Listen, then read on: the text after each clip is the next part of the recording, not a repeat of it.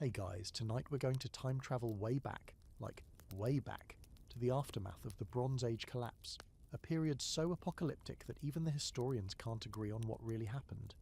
Trade routes gone, cities burned, languages lost, entire civilizations just vanished, like somebody tripped over history's power cord. You're about to be dropped into that smoking crater, not as a king or a soldier, but as someone who's just trying to stay alive while everything familiar goes up in flames. And spoiler alert, you probably won't survive this. So before you get comfortable, take a moment to like the video and subscribe, but only if you genuinely enjoy what I do here. I'm curious, where are you watching from, and what time is it there? Drop it in the comments. Now, dim the lights, maybe turn on a fan for that soft background hum, and let's ease into tonight's journey together. You're standing barefoot on warm dust, staring at the collapsed wooden frame of what used to be your neighbour's house. There's smoke drifting from the fields again, and the smell of burnt grain hangs in the air like a warning. You've heard rumours for weeks, ships never arriving, scribes leaving town under cover of darkness, and now this. Your city isn't just having a bad harvest or a border skirmish, it's done. The Bronze Age isn't limping to a dignified end, it's being punched in the teeth and set on fire. You live in what was once the bustling eastern Mediterranean, maybe near Ugarit or Mycenae or Hattusa. Take your pick. They're all falling apart at roughly the same time. It's the 12th century BCE, and you don't know it yet, but you're witnessing one of the greatest civilizational crashes in human history. You also don't know the term Bronze Age, because you don't think of yourself as living in a particular age at all. You just know that the bronze your father used to trade for is gone, the tin shipments dried up, and the blacksmith hasn't opened his forge in weeks. There are still a few guards in the street, but they don't look official anymore. No uniform, no pay, just swords and grim expressions. The palace gates, once sealed tight with seals and protocol, hang crooked. No one really runs things here now. The high priest left 3 days ago, taking what was left of the temple's silver with him. You remember when the festivals lit up the town square, when music echoed through the markets and scribes scribbled furiously to record every shipment, every tax, every omen. Now, the market's deserted. A goat wanders through, chewing something from a toppled stall. It didn't happen overnight. Sure, there were earthquakes, massive ones, enough to knock entire cities flat. Droughts too. Some say even volcanoes, though the timeline is still fuzzy. The sea people, whoever they were, swept in like a tsunami, torching cities and cutting off coastal supply chains. The Egyptian pharaohs tried to stop them and barely succeeded. The Hittites, gone. Mycenaean palaces, burned. Even mighty Babylon staggered. You'd think with all the monumental stonework and gleaming bronze, these civilizations would have lasted longer. But complexity is a fragile thing, and when it cracks, it shatters. Here's a fun fringe fact. Some scholars think this all kicked off with a technological leap backward. Yes, backward. The very thing that fueled this world, bronze, relied on tin, and tin isn't exactly lying around in everyone's backyard. It came from far away, maybe as far as modern Afghanistan, or even Cornwall in England. That's a long supply chain for something you desperately need to make weapons and tools. Cut off that supply, and your bronze-making days are over. People still argue whether it was resource scarcity, over-reliance on fragile trade routes, climate change, foreign invasions, internal rebellions, or some chaotic mix of all five that toppled this interconnected world. Honestly, the scholarly debate is like listening to a group project where no one did the reading. So here you are, standing in the heat and ruin. You have a linen tunic, a family recipe for barley cakes, and maybe a cousin who knows how to catch fish without getting stabbed. That's about it. The city granaries were emptied weeks ago, either looted or rationed into oblivion. Water from the cisterns is getting murky. You've considered leaving, but where would you even go? News travels slowly, mostly by wandering traders or refugees, and all their stories sound the same. More fires, more ruin, more missing people. One of the eerie things is how fast things stop working. No taxes, so no government. No trade, so no craftsmen. No letters, because the scribes fled or died. Even the gods feel distant. The temples are cracked. The altar's cold. You offer your last bit of incense, but part of you wonders if the gods left too. That old priest used to say the gods lived in the order of things. Well, the order's gone. Maybe the gods left first. But here's the thing about people. They're stubborn. You're still breathing, still cooking food over fire, still watching the sunrise. It's not pretty, And it sure isn't glorious, but it's survival. The elite classes are the ones hit hardest. Kings and generals with no troops, scribes with no patrons. But regular people, farmers, herders, basket weavers, they start adapting. They retreat from the cities, return to the countryside, build homes from mud brick and thatch. You strip nails from fallen buildings. You dig irrigation trenches with stone tools. You form tight-knit communities, guarded by wooden fences instead of palace walls. And oddly, that's where the future starts. Not in a throne room, but in a smoky hut with 5 families huddled around a lentil stew, figuring out how not to die. You don't know it, but your kids, or your grandkids, will eventually lay the foundations for a whole new world. A world with different languages, smaller governments, and a cautious relationship with ambition. The Bronze Age didn't just collapse, it reset, violently. You pick your way through the ruins, stepping over pottery shards and broken sandals, the sun's dipping low, casting everything in gold. A quiet breeze stirs the ashes of a world that thought it was eternal. You can feel it already. Nothing's coming to save you. There's no empire waiting in the wings, just you, your people, and whatever you can scavenge before night falls again. You're not special. That's the first thing you have to accept if you're going to make it. You're not a warrior hero from some dusty epic, or a clever merchant ready to rebuild civilization with nothing but charm and sandal leather. You're one of the nobodies, the faceless thousands history barely remembers. No monuments are carved for you, no poets chant your name, but you still wake up every morning, you still draw breath.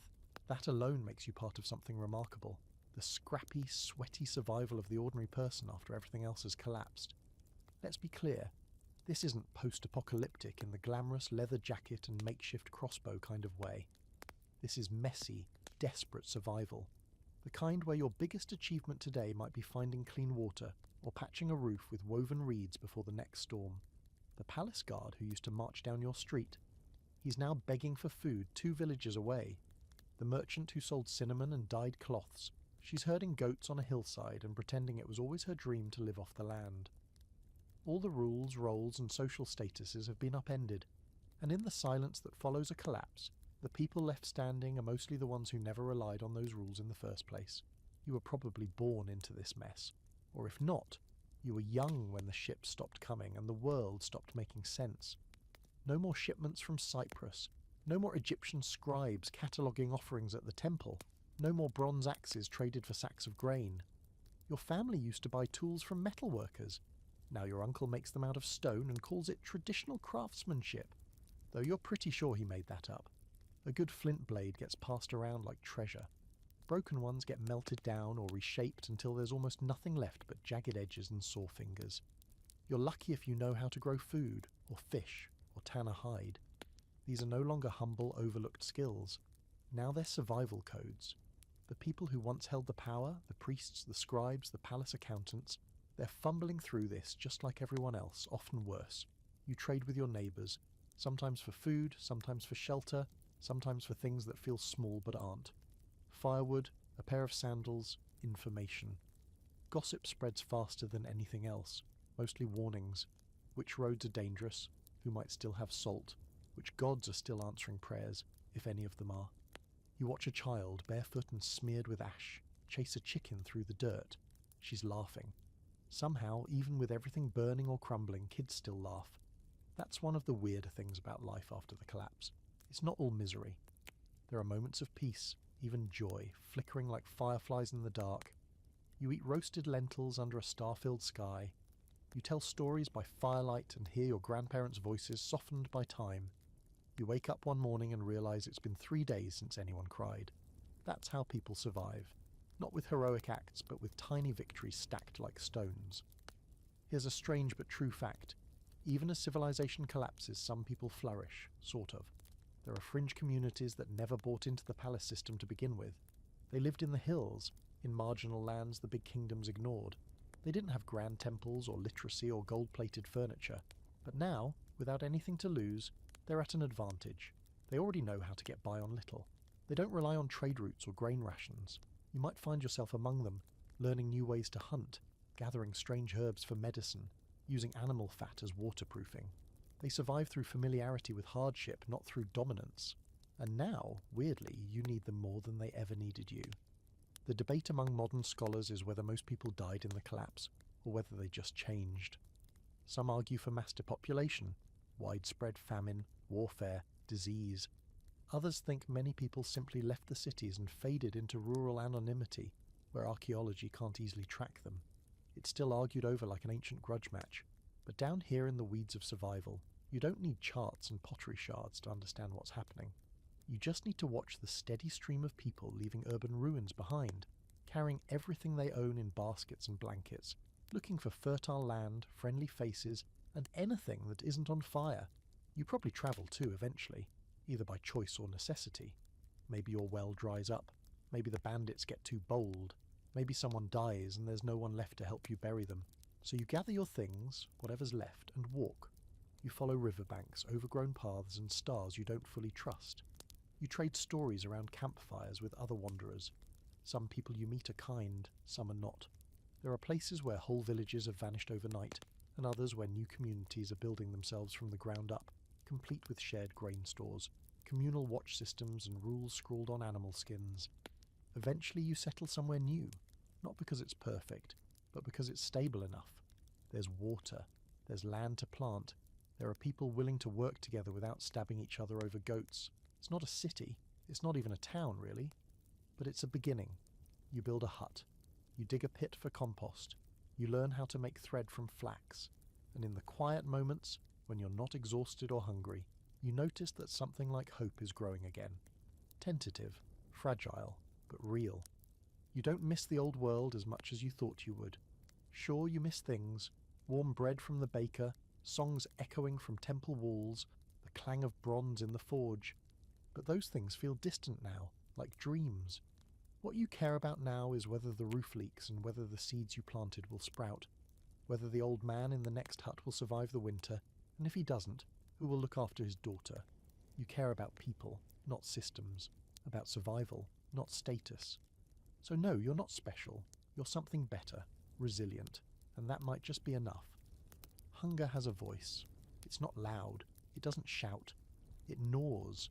It hums in the background of every waking moment, a dull pressure behind your eyes, in your belly, in the way your limbs feel heavier than they should. And in this post-collapse world, that voice is the new town crier. It tells you everything you need to know.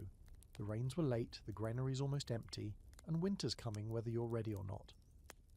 There's no such thing as a reliable harvest anymore. The systems that once managed irrigation, tracked planting cycles, stored surplus grain, and redistributed it during lean times, they're gone. The scribes who tallied offerings to the gods and managed food logistics have long since fled, or starved, or vanished into the dusty folds of the countryside. Now it's just you, a few stone hoes, and the hope that the weather doesn't betray you again. You remember when fields stretched in orderly rows, managed by workers who reported to officials who reported to the palace. Now the fields are patchy, erratic. Some were abandoned during the chaos. Others were claimed by whoever showed up next. You plant what seeds you can save. Barley, lentils, maybe some emmer wheat if you're lucky. You dig with tools that would have embarrassed your grandfather. Wooden ploughs reinforced with bone, chipped flint blades, anything that gets the job done. You compost every scrap, every dung pile, every fish head. Nothing is wasted. Waste is for people who still live in cities with choices, and the famine doesn't announce itself all at once. It arrives slowly, like a bad smell. First, you notice that meals are getting smaller.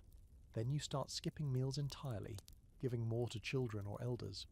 Then come the substitutions. Acorns ground into bitter paste, roots boiled into sludge, bark steeped into something vaguely edible. Your body shrinks into itself. Faces grow gaunt. Conversations turn thin and clipped. You learn to ration not just food, but your words. The worst days are in the middle of the dry season, when everything seems stretched and brittle. Children cry less. They don't have the energy. The old ones stop talking altogether, as if they're trying to leave quietly. Some people wander off and don't come back. You try not to ask where they went. Maybe they found food, maybe they didn't. Fringe survival tactics become your normal. Eating insects? Absolutely. Fermenting spoiled grain into something vaguely nutritious? Sure. Animal bones are boiled until they crumble, every drop of fat and marrow wrung out like treasure. The dogs that used to sleep at your feet are now competitors for scraps, or, on the darkest days, they become meat themselves. You don't judge anyone, not anymore. But here's a strange thing. Some people still thrive.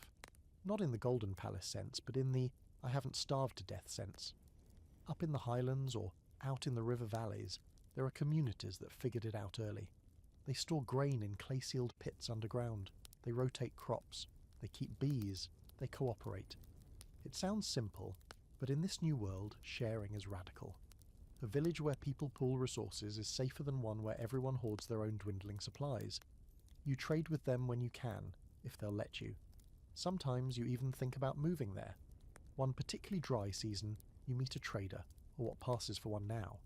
His cart is pulled by a donkey so thin it's practically see-through, and he offers goods like dried figs, salted fish, and smoked locusts. You trade him a finely woven reed mat and a few carved bone needles. He tells you about a settlement 3 days' walk upriver that still has water, trees, and even, he swears, a woman who bakes bread with wild herbs. It sounds like a myth. But then again, so did famine, until it wasn't. There's an old song your grandmother used to sing about the gods of grain, the ones who made wheat grow, who blessed the threshing floor, who kept rats from the storage jars. You haven't heard that song in a long time. You wonder if the gods left, or if they're just waiting for people to remember the old ways. Maybe the collapse was their punishment. Maybe it was just bad luck. You're too tired to care about the difference. Scholars today argue endlessly over whether drought caused the famine, or if famine was just one symptom of the greater collapse. Some think climate change, possibly driven by volcanic activity or shifting ocean currents, triggered a chain reaction: crop failures, famine, migration, war. Others say political systems failed first, and food insecurity followed. But for you, standing barefoot in a cracked field under a sky that refuses to rain, the origin doesn't matter. Hunger is hunger. It doesn't care about timelines. You adapt. That's your only choice. You learn to harvest wild barley, to dig tubers others overlook, to ferment anything even slightly sweet. You collect morning dew in cloth bundles and squeeze it into jars. You trade in seeds and recipes more than coin. In fact, coin is useless now.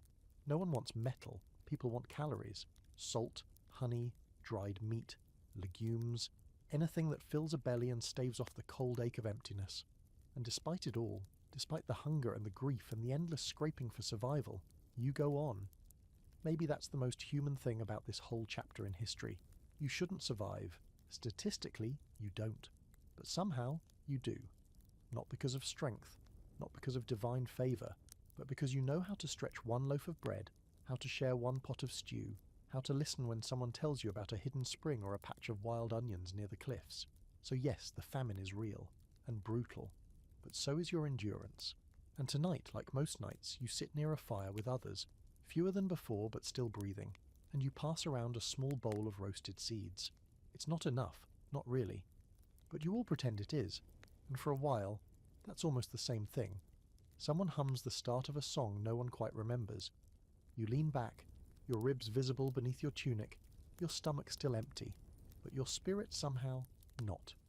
The first time you hear the word sea people, it's more of a whisper than a warning. A passing trader mutters it like a curse, spitting afterward to ward off bad luck. You don't even know what it means. Are they pirates? A lost tribe? A vengeful army summoned by angry gods? No one can say for sure, and the stories swirl like dust devils. They come from the sea. They burn everything. They ride boats with curved prows like bird beaks, and they don't leave survivors. It sounds like a ghost story. But then one day, smoke rises from the coast, and you stop thinking it's just a rumour. The raiders are real. You don't see them up close at first. What you see are the people they've left behind. Refugees, women and children staggering into your valley with hollow eyes and blistered feet. They speak broken versions of your language or none at all. They carry what little they could grab: baskets, idols, blankets, half-dead goats. You feed them what you can. You listen to their stories with a growing pit in your stomach. They describe villages erased overnight, whole coastlines pillaged, fishing boats set on fire just to choke the harbours with ash and fear. The sea people, whoever they are, don't just conquer, they erase. At night you watch the horizon nervously. Your village is inland, tucked between dry hills, not exactly the most strategic target. But that doesn't mean you're safe. No one is. That's what makes them so terrifying. There's no logic to their path. They aren't an army with a front line. They're a swarm. They hit Cyprus, Ugarit, parts of Canaan, even try to breach Egypt. And while Egypt barely holds them off, you know from the stories that even the mighty Pharaoh had to go full panic mode, scrambling to fortify the Nile Delta like it was the end of the world. Which for many it was. There's a theory some of them might have been displaced peoples, maybe from the Aegean or Western Anatolia. Desperate migrants driven by famine, earthquakes and collapse, just like you. But if that's true, they're survivalists with torches. They travel with entire families but fight like cornered wolves. Scholars still argue over their origin. Were they Mycenaeans who lost their homes? A confederation of raiders? Proto-Vikings of the Mediterranean? No one really knows. They didn't leave behind much but ashes and broken walls. But in this moment, you're not debating origin stories. You're digging a trench. You and your neighbours build defences as best you can. Spiked fences, watchtowers made of old carts stacked with mud bricks, even crude alarm systems with bells hung on strings. It's primitive, but it's all you've got. You designate someone to watch the horizon during the day. At night you rotate guards, and everyone sleeps with a club or spear within reach. You've never had to fight before, not really. Now you train with sticks, listen for distant hoofbeats, and pray the wind doesn't carry the wrong kind of smoke. You're not alone in this panic. Across the Mediterranean, surviving communities do the same. Coastal cities build up their walls or abandon them entirely. Inland settlements swell with displaced families. The maps that once defined empires and borders are now meaningless. What matters now is proximity to water, arable land, and whether your neighbours will turn you in for a sack of barley. One morning a boy spots something on the horizon. Boats, or maybe just shadows of boats, gliding like ghosts along the river. The village freezes. You feel your stomach drop. Is this it? Are they finally here? You grip a spear you barely know how to use. Your hands are sweating and your heart sounds like war drums in your chest. But then, nothing. The shadows pass. Maybe they were just fishing canoes. Maybe they weren't. You never find out. And that's part of the cruelty. Fear becomes a constant background hum. Every rustle in the trees, every shout in the distance, it might be them. And the worst part, you start to understand them. You don't agree with the burning and killing, no. But you understand the desperation. The sea people don't destroy because they're evil. They destroy because they're starving. Because their homes were crushed by quakes or swallowed by drought. Because their crops failed and no one helped. Because when the world ended, they didn't just roll over. They picked up spears and sails and said, "Fine, we'll take what we need." You realise that, in a slightly different version of this story, you might have been them. One fringe theory even suggests that the sea people weren't a single group at all, but dozens of collapsing peoples clumped together by terrified survivors who couldn't tell one attacker from another. Maybe the name was just a catch-all, like a label slapped on the chaos so people had someone, anyone, to blame. You hear that the cities they hit the hardest, the ones along the Levantine coast, never really recover. Some become ghost towns, piles of blackened stone and pottery shards. Others get rebuilt generations later with new names and different gods. But by then, the sea people are long gone, swallowed by history, melted into local populations or lost at sea. They leave no written record, only destruction and fear, and stories like the ones now tattooed into your memory. Over time, the raids slow, not because they're defeated, but because there's less and less worth taking. A burned city doesn't get raided twice. The sea people vanish the way they arrived, suddenly and without explanation. And in the silence that follows, you realise something. Survival isn't just about defending yourself. It's about rebuilding something afterward. Anything. You start focusing on what's next. Strengthening the village walls, trading again, teaching the younger ones how to plant and harvest. You try to forget the days spent waiting for death by sail and spear, but it never fully leaves you. Every cloud on the horizon still tightens your gut. Every silence still feels like a warning. And when someone asks you, years later, what it was like when the sea people came, you won't have a clean answer. You'll just shake your head, stare into the fire and say, "We weren't ready." No one was. By now you've figured out that if you want something done, you're going to have to do it yourself. The old world had specialists for everything. Masons, potters, bakers, scribes, midwives, astronomers. Now you're the mason, the potter, and the baker, and if your roof leaks, your bread burns, or your clay jars crack in the fire, well, congratulations. You've just learned something the hard way. In this post-collapse world, there's no one left to call. The age of the generalist has begun. You start building with what's around you: mud, straw, wood, stone, if you can find it. There's no cutting timber from distant forests or hauling exotic marble. Every bit of material is hauled on your back or dragged on a sled of bundled sticks. You mix mud brick in shallow pits, stomping barefoot until your feet are stained the colour of earth. Then you mould it by hand, bake it in the sun, and stack it into walls that might last a season if you're lucky. Your home is simple. One room, low ceiling, a hole in the roof for smoke to escape. You sleep on woven mats, share space with goats or chickens, and hang dried herbs from the rafters. There's no privacy, no furniture beyond what you can build with a hatchet and patience, and yet it's yours. You built it. No landlord, no overseer, no king's tax collector, just your hands and the dirt beneath them. Food? Still a struggle, but you've gotten smarter. You learned how to dry fish using smoke and hot stones. You plant beans in between your barley to fix the soil. You even figured out how to make a crude sort of cheese using nothing but animal stomach lining and warm sun. Your ancestors would be proud, or horrified, it's hard to say. You trade some of what you grow or make for other essentials. A new flint blade, a bundle of salt, a coil of twine. It's all barter now, and the currency is effort. You also keep a toolkit. Nothing fancy.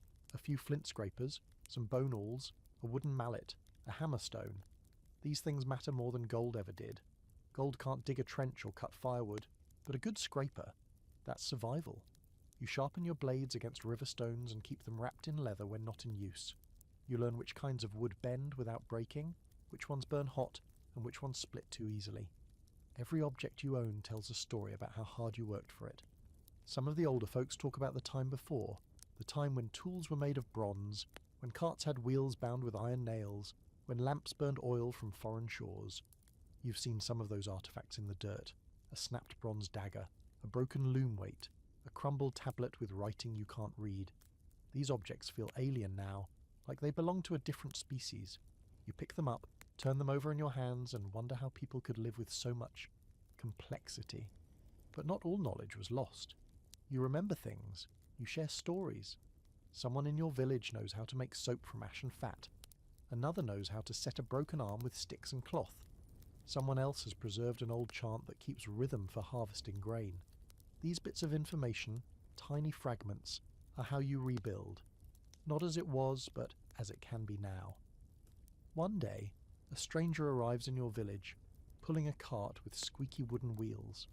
He has a patched cloak and a sun-darkened face, and when he opens his mouth, he speaks your language with a strange twist.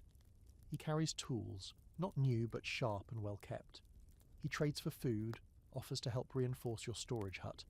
You watch him work and realize he knows things you don't. He shows you how to lash branches into arches for a stronger roof. He repairs a broken pot using a method you've never seen before, stitching the shards together with copper wire.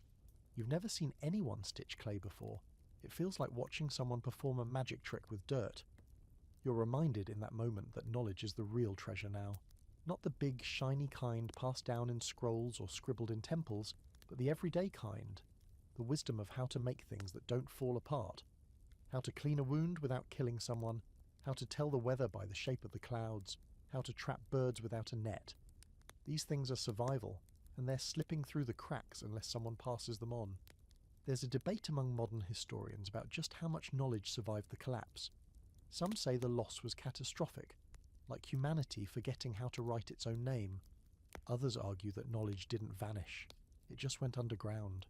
It left the cities, the libraries, the temples, and found refuge in villages like yours, in minds like yours. Maybe people didn't forget how to do things. Maybe they just stopped doing them until it made sense again. Fringe theories even suggest that some collapse survivors chose simplicity, that they walked away from complexity because they realized it made them vulnerable. They didn't want to depend on foreign tin to make tools, or centralized governments to manage food. They wanted to know how to do everything themselves, not because it was romantic, but because it was safer. Harder, yes, but safer. So now you live in a world of tools that you make. clothes that you stitch, homes that you patch with mud when it rains. And you're still standing. Maybe your hands are blistered and your back aches every evening, but you've survived earthquakes, famine, and raiders. You've stared into the hollow pit of what used to be civilization, and you've said, "Fine, let's start again." You walk past your field one evening, the barley swaying in the wind like golden fur. You've placed small traps near the edge for rabbits. A few kids chase each other through the grass, and someone's playing a tune on a bone flute. Smoke rises from your cook fire. The tools are laid out beside it, cleaned, sharpened, ready for another day. And in that moment, something soft and quiet blooms in your chest. It's not pride. It's not hope, exactly. It's just this. You're doing it. With scraped hands and scavenged knowledge, with no map and no safety net, you're surviving. And maybe that's what rebuilding actually looks like. Not a dramatic comeback, not a sudden return to glory, just one handmade tool at a time. The gods, it turns out, are a lot quieter after the world ends. The towering temples you once walked past, columns reaching for the heavens, painted friezes, priests chanting in languages only they were allowed to know, are mostly rubble now. And even if a few still stand, the incense has long stopped burning. The offerings, picked clean. The scribes who tracked lunar omens and translated dreams into prophecies, gone, or dead, or chopping wood just like the rest of you. But here's the funny part. Belief doesn't collapse just because buildings do. Even now, people still pray. You still pray. It's not the same, of course. You're not kneeling before golden statues or washing your hands in a sacred basin before approaching the altar. Now you mutter prayers while planting seeds, while boiling water, while holding your breath beside a child burning with fever. The rituals are smaller, grittier, less about divine spectacle, more about survival insurance. You whisper the old names, Baal, Astarte, Ishtar, Yahweh, sometimes without knowing what they meant, only that someone long ago told you they mattered. Religion used to be a performance, public, majestic, a way for kings to show they had a direct line to the divine. Now, faith feels personal, desperate. You're not looking for miracles, you just want the rats to stay out of the grain jar and for the river not to dry up before planting season. You remember the last festival before everything fell apart? It was the Festival of the Moon, or maybe the Harvest Rite. Honestly, they all blurred together. There were garlands, bread offerings, flute players in white robes. Everyone was pretending things were fine. The high priest still gave blessings. The merchants still donated extra grain to the temple storehouses. But you knew. Everyone knew. The gods weren't answering like they used to. Now people worship in corners. A chicken bone tied with red thread hung above a door. A carved stone face buried at the foot of a tree. A song hummed under the breath while washing hands in morning dew. No one really agrees on the details anymore. Every household invents its own flavour of faith. Some cling to the old pantheon, patching together broken myths. Others turn to ancestral spirits, or invent new ones entirely. One man in your village swears his grandfather became a guardian spirit after dying during a lightning storm. Another claims that the wind speaks to her when she sleeps near olive trees. You're not sure what you believe. Some days you think the gods abandoned the world when the palaces fell. Other days you wonder if they're watching quietly, waiting to see who makes it through. Either way, it doesn't really change how you live. There's a fringe idea whispered among travelling herders. Maybe the gods were the system. Not real, not spiritual, just manifestations of order, power, control.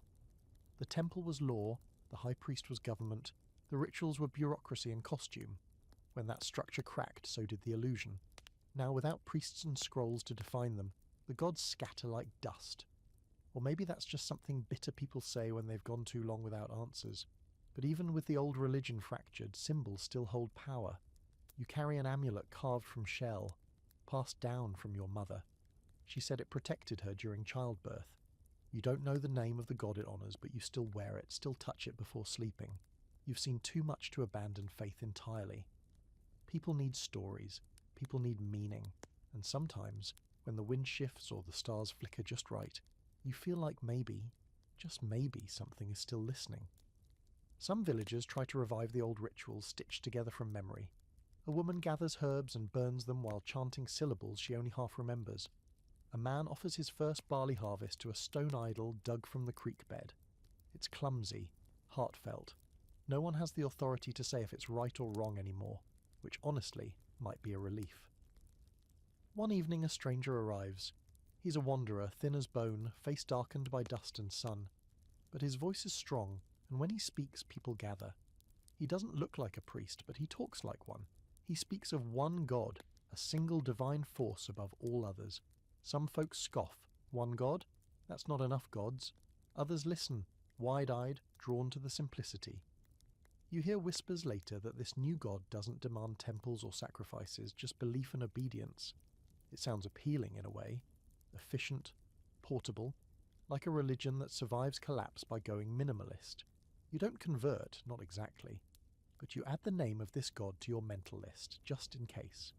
You've seen what happens when people get too sure about divine protection. Historians today still debate how religion evolved after the collapse. Some say local cults took over, sprouting like weeds in the ruins of centralized systems. Others think this fragmentation laid the groundwork for the rise of monotheism, religions that offered structure and unity when the world felt like chaos. There's even a theory that faith became more emotional or individual because people no longer trusted institutions to mediate between them and the divine. You see truth in all of it. The old gods are still there, somewhere, but they don't hold the monopoly anymore. Faith is wild now, decentralized, spread across 1,000 little practices stitched into daily life. And even if you're not sure who's watching, or if anyone is, you still murmur a prayer before planting, before boiling water, before walking alone at night. Not because you believe, necessarily, but because you hope. And in a world that's been through what yours has, hope might be the closest thing to sacred that's left. Later that night you sit by the fire, rubbing calloused fingers over your shell amulet. The stars are bright, crisp, distant. Someone's humming an old temple tune, low and slow. You close your eyes, and just for a moment you let yourself imagine that something hears you. Something ancient, patient, waiting. Maybe that's enough. You've heard stories about Egypt since you were old enough to sit still near a fire.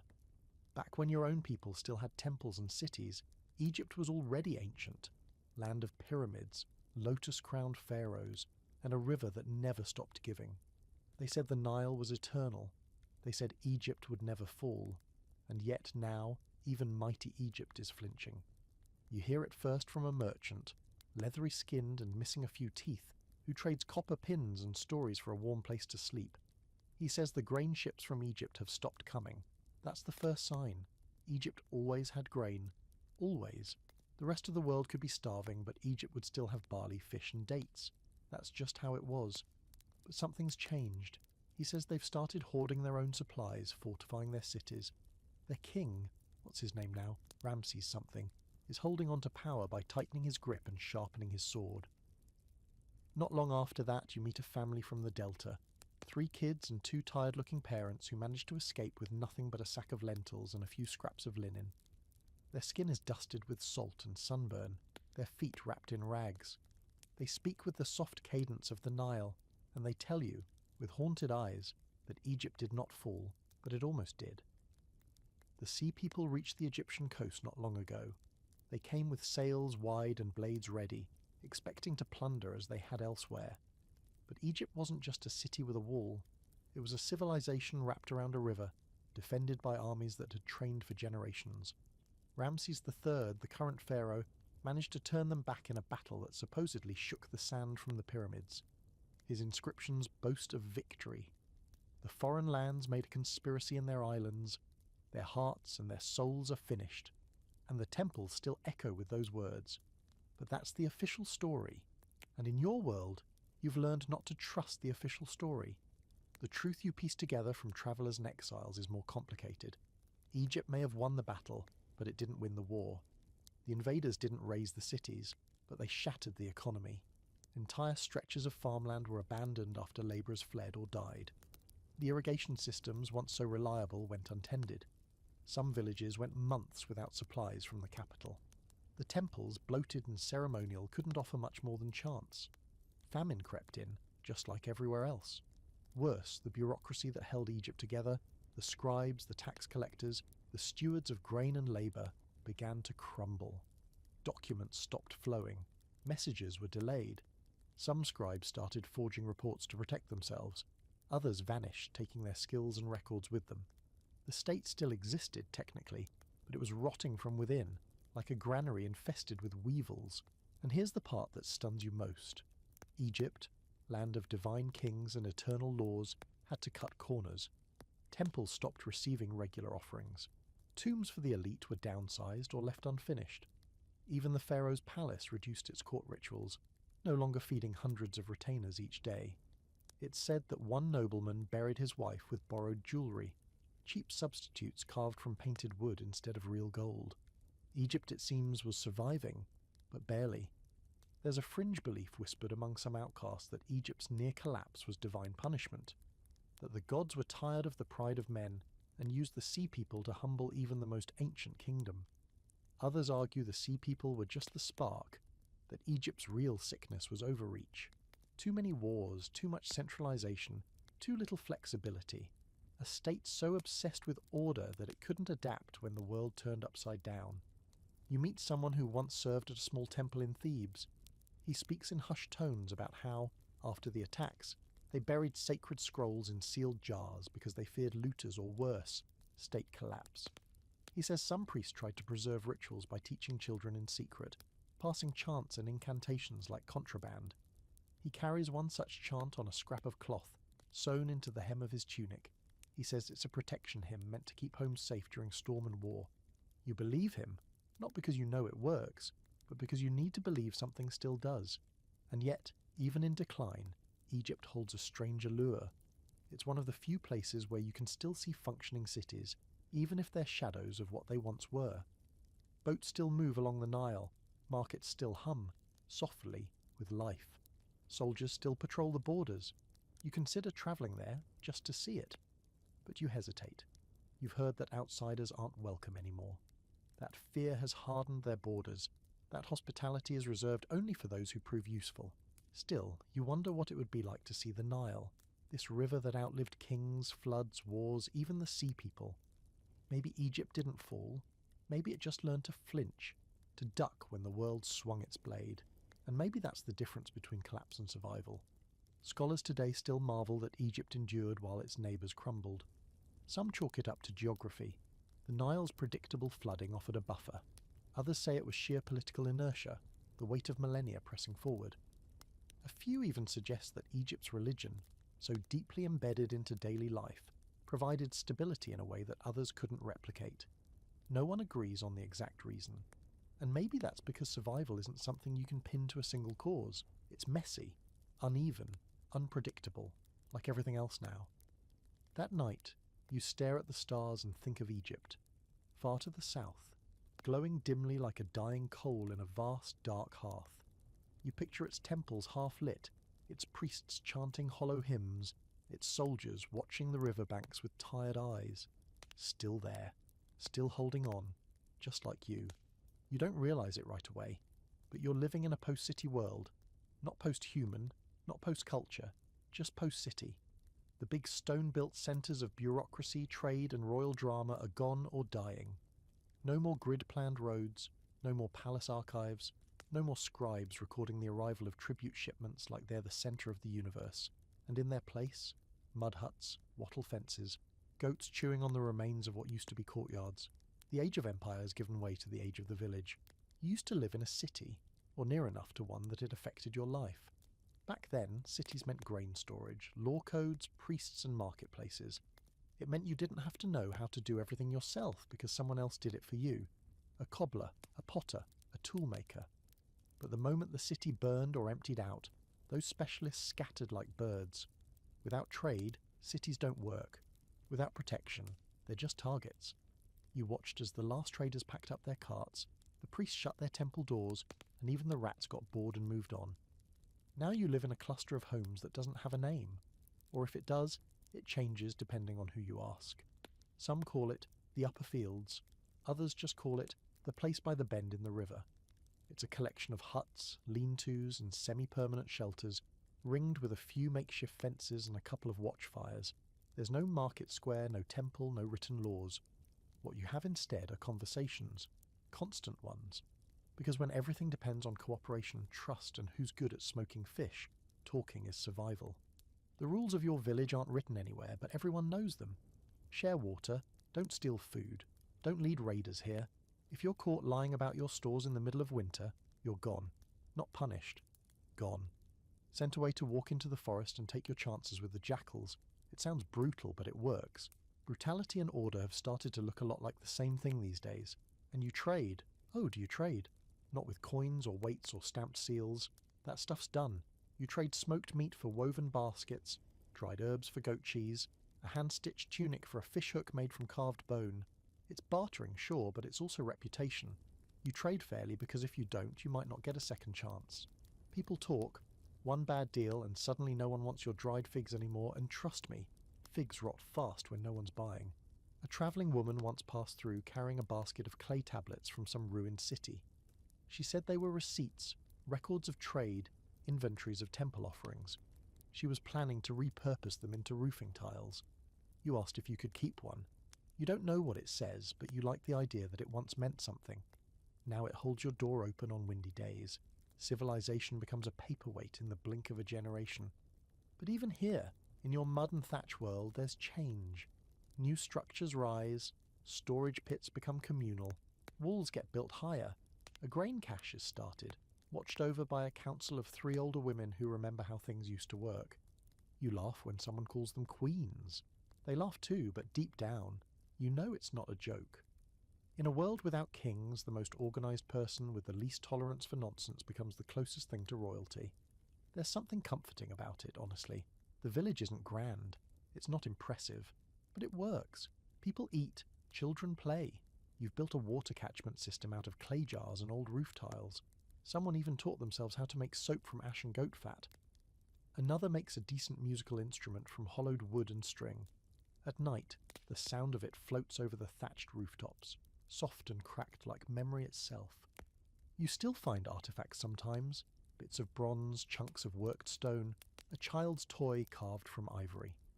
Sometimes you try to imagine the city they came from, what it smelled like, what it sounded like, who the child was whose fingers last held this tiny horse-shaped figure. But the city is gone, not just burned, but erased, scavenged brick by brick. Its bones fed into new walls, new hearths, new homes. You're not rebuilding that world. You're building something different. There's a theory among archaeologists today that these villages weren't just temporary shelters after the collapse. They were deliberate choices. People chose smaller, tighter communities where power was shared and risks were managed together. They weren't just waiting for cities to come back. They were moving on. Some scholars call it de-urbanization, but you think that word misses the point. It's not that people forgot how to build cities, it's that they remembered what mattered more. You know someone who tried to go back. He left your village, heading toward a ruined city he'd heard rumours about, said it had walls still standing and half a palace left. He came back 6 weeks later, covered in dirt and shame. The city was there, sure, but it was dead. The kind of dead that smells. Wild dogs and scavengers lived there now. No ghosts, no treasure, just echoes. He doesn't talk about it anymore. He built a hut near the northern fence and hasn't left since. Sometimes at night people talk about the old world like it was a dream. They speak of ships so large they carried whole orchards, of libraries with walls of text, of towers built to honour stars. And then someone throws another stick on the fire and says, "But we've got goats!" And everyone laughs, because it's true. And in this new age, a good goat is worth more than any crumbling tower. You fall asleep that night to the sound of frogs near the stream, someone snoring 3 huts away, and the wind slipping through reed fences. It's not the sound of a city, but it's the sound of life, and that, you think, might be better. You wouldn't think survival has a sound, but it does.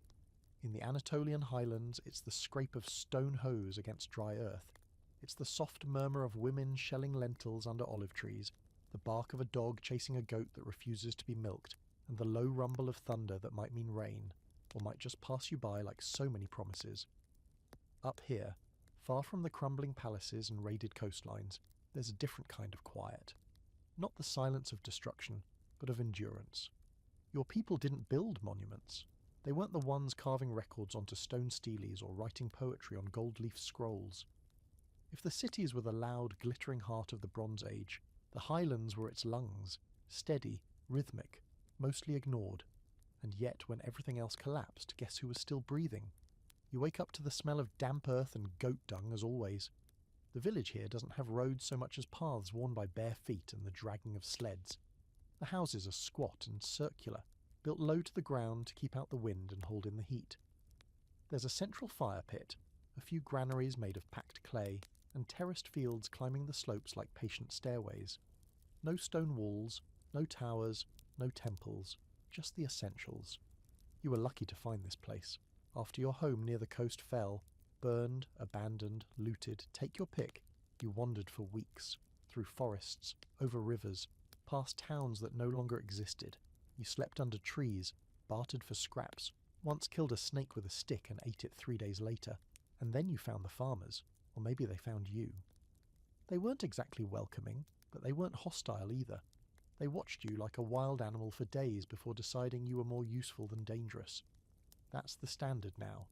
Life here is built around routine, and that's exactly what makes it survivable. The people rise with the sun and work until dusk. They grow barley, emmer wheat, pulses, modest crops, but reliable.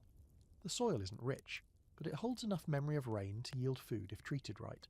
There's a spring nearby, cold and stubborn. You learn to channel the water in narrow ditches that snake between the terraces. They showed you how to use sheep's wool mixed with clay to line your grain baskets and keep the damp out. There's no hierarchy here, not really. Just a loose consensus led by the oldest among them. An old man with crooked fingers who knows how to graft fig trees. A woman with a deep scar across her shoulder who tells stories in a sing-song voice while spinning flax. They remember the cities. They remember the collapse. They don't talk about it unless pressed, and when they do, their eyes shift to the sky like they're checking for omens. One of the most surprising things about life here is how little changes. Outside, people are fighting over scraps, forming war bands, trying to carve little fiefdoms out of someone else's ruins. But here, it's another planting, another harvest, another winter survived. They keep goats and sheep, not for meat, but for milk, wool, and warmth. Nothing is wasted. Every piece of bone becomes a tool, every broken pot gets patched with pitch or repurposed as a bowl for chickens. Some days you wonder if this is what it means to live in a dark age. Not chaos and fire, but repetition. Simplicity, a slower rhythm. But then again, maybe that's not such a bad thing. When everything else was burning, these people were still here, still farming, still passing down songs and herbal remedies and ways to keep grain from sprouting in storage. Civilization doesn't just fall, it softens, changes shape, adapts to the cracks. And here in the Highlands it keeps a low profile. Modern archaeologists argue about places like this. They dig into the highlands and find layers of simple domestic life, unbroken by war or collapse. They debate whether these people were refugees from cities or just rural communities that had always existed on the margins. Some say these settlements were the true continuity of human culture during the collapse, preserving basic survival knowledge while the elite structures crumbled. Others argue they were isolated holdouts, lucky pockets of stability surrounded by chaos. The truth? Probably both. There's a strange moment one morning, months after you've settled in, when you look around and realise you no longer feel like an outsider. Your feet know the paths, your hands have calluses in all the right places. You know the seasons of the land, you know who to trust with your tools and who will try to take more than they give. You've even started to dream in the dialect they speak here, its rough consonants and soft vowels weaving into your thoughts like roots in soil. A boy is born in the village. He's the first baby in nearly 2 years. His mother, a wide-hipped woman with quiet strength, names him after a bird known for surviving harsh winters. You help build his cradle from scraps of pine and weave a blanket from goat wool and old fabric. When he opens his eyes, you wonder if he'll ever know what the world used to be, or if the world he grows up in will seem like the way things were always meant to be. You keep a few treasures in a small basket near your sleeping mat. A bent piece of bronze, once a knife maybe. A smooth stone you found near a stream that fits perfectly in your palm. A small shard of painted ceramic from a city you no longer name. You're not holding on to the past exactly, more like letting it breathe beside you. It's a reminder of where you came from, of what was lost, of what's still worth saving. And maybe that's the quiet brilliance of these forgotten farmers. They didn't wait for the cities to rise again. They didn't petition the gods to bring back the old order. They didn't need a palace or a market square to keep going. They just kept going. While kings fell and scribes fled, they planted beans and sang to their children and patched their roofs with straw. It's not flashy, it's not glorious, but it's real. And in a world where everything once collapsed, that's enough. You reach the edge of a hill and look down into a valley that feels oddly still, not peaceful, just empty. The kind of quiet that makes your skin prickle. The wind moves through tall grass, but nothing else stirs. At the centre of the valley are the remains of a city, or what used to be one. You don't know what name it carried when it was alive. Maybe it was Mycenae, or Tiryns, or Pylos, or some smaller cousin swallowed by time. But the bones are unmistakable. Great stone blocks, once stacked with purpose, now tumbled and overgrown. The gate still stands, just barely. You can't look at it without picturing what it must have guarded. You descend slowly, cautiously. The stories of ghost cities aren't just metaphors. Sometimes bandits squat in them, sometimes disease lingers, and sometimes a silence that deep feels like it could swallow you whole. But you press on, boots crunching gravel until you're standing in what was once a courtyard. There's a well, choked with weeds, a slab of stone etched with symbols. Linear B, you think, though you don't read it. That script belonged to the scribes, the palatial elite, the ones who disappeared when the walls fell. You're standing in a Mycenaean ghost town. Once, this place was the height of Bronze Age power. Thick walls, elite warriors, storehouses packed with tribute, chariots, perfumed nobles in embroidered linen. Now, just rubble and wind. You find a shard of pottery painted with spirals.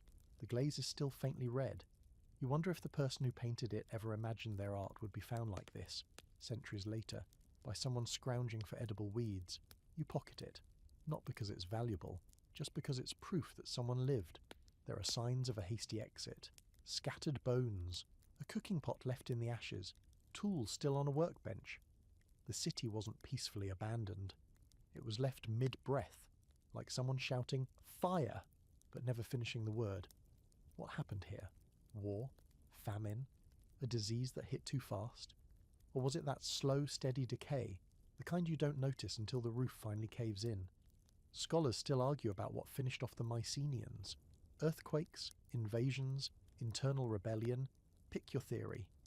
The Linear B records vanish around the same time the palaces fall. That's no coincidence. Writing wasn't for poetry, it was for tracking grain, managing slaves, recording how many jars of oil were sent to the king's cousin. When the palaces died, the purpose for writing died with them. And yet the people didn't all vanish. The cities crumbled, yes, but some survivors scattered into the hills, the coastlines, the islands. They stopped writing, stopped building monumental architecture, stopped organising their lives around royal bureaucracy. It's called the Greek Dark Age for a reason. Archaeologically it goes dim. But dim isn't dead. In fact, the villagers you met last month might be descendants of the ones who fled here. They still use words that sound like echoes of older tongues. They still bury their dead with beads and bronze when they can find it. They still tell stories of heroes who fought with lions and fire, though no one really believes them anymore. You sit down on a crumbled wall and try to imagine this place at its peak.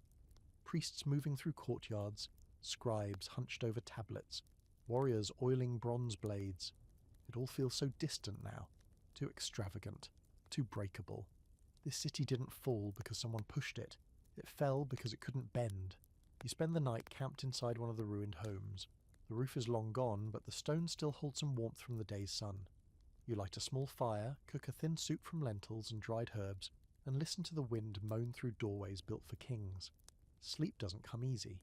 You keep thinking about how all these stones were cut, hauled, placed, by hands not so different from yours. And now, they're a shelter for someone who would have never been allowed through the front gate when this place was alive. One strange detail stands out. You find no signs of a battle. No charred remains, no arrowheads, no crumbled siege works. It's like the city just gave up.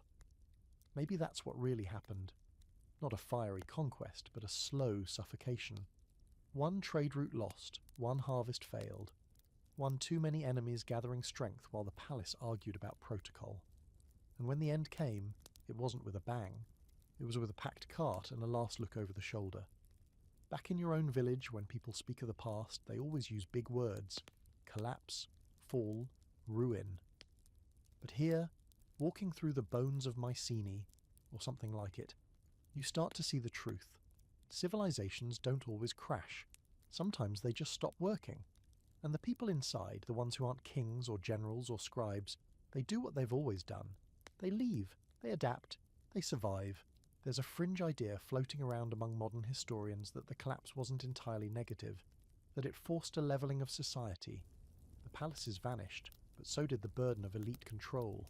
No more tribute, no more forced labour for vanity projects, no more scribes tracking how many sheep you owned and whether you'd sacrificed enough to the gods this season.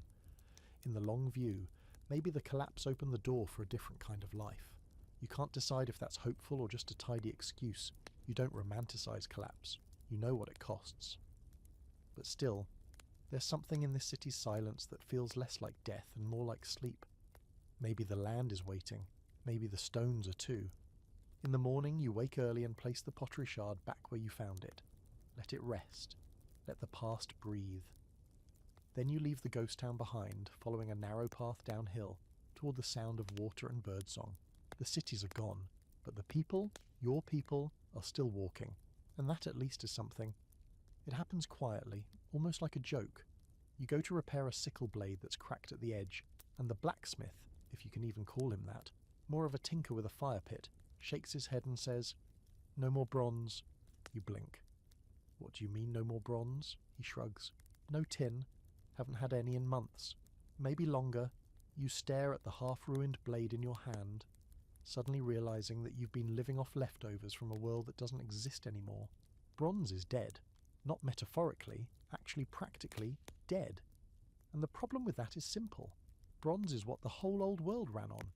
You used it for tools, for weapons, for ceremonial masks and door hinges and chariot wheels and about 100 other things you never even thought about until they weren't available. And now you're holding a hunk of metal that might as well be a rock, because without tin to mix with copper, there's no more bronze.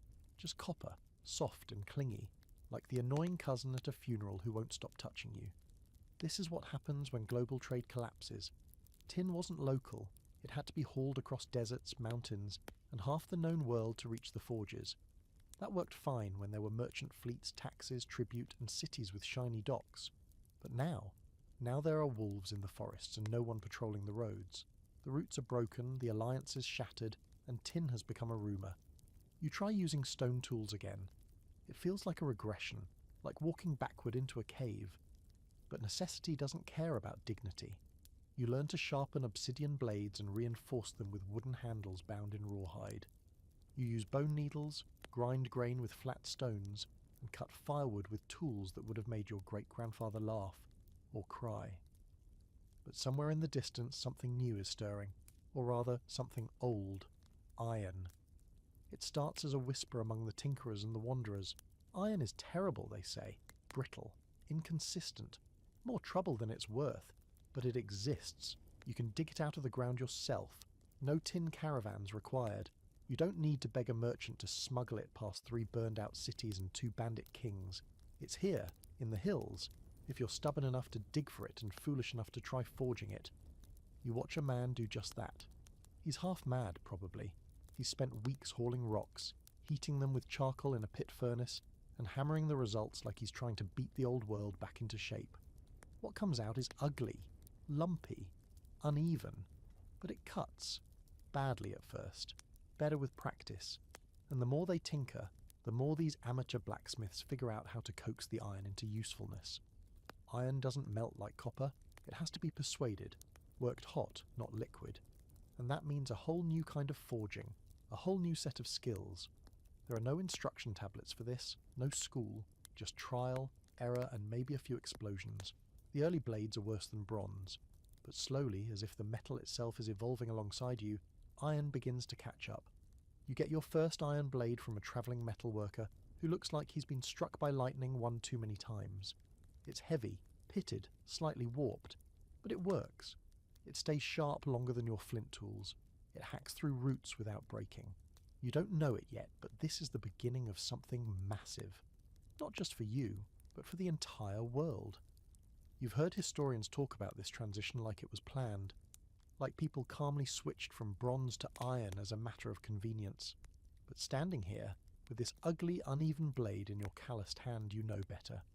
It wasn't a leap forward, it was a desperate scramble out of a burning house, grabbing whatever material didn't melt in the flames. Iron wasn't progress, it was survival. Some of the old guard, the few scribes or priests you meet along the way, act like the rise of iron is a kind of blasphemy. It's crude, they say, unrefined. And maybe they're right. Bronze was polished and noble. Iron is dirty, loud, violent. You don't ritually anoint an iron sword before battle. You pound it into shape and hope it doesn't snap in your hand.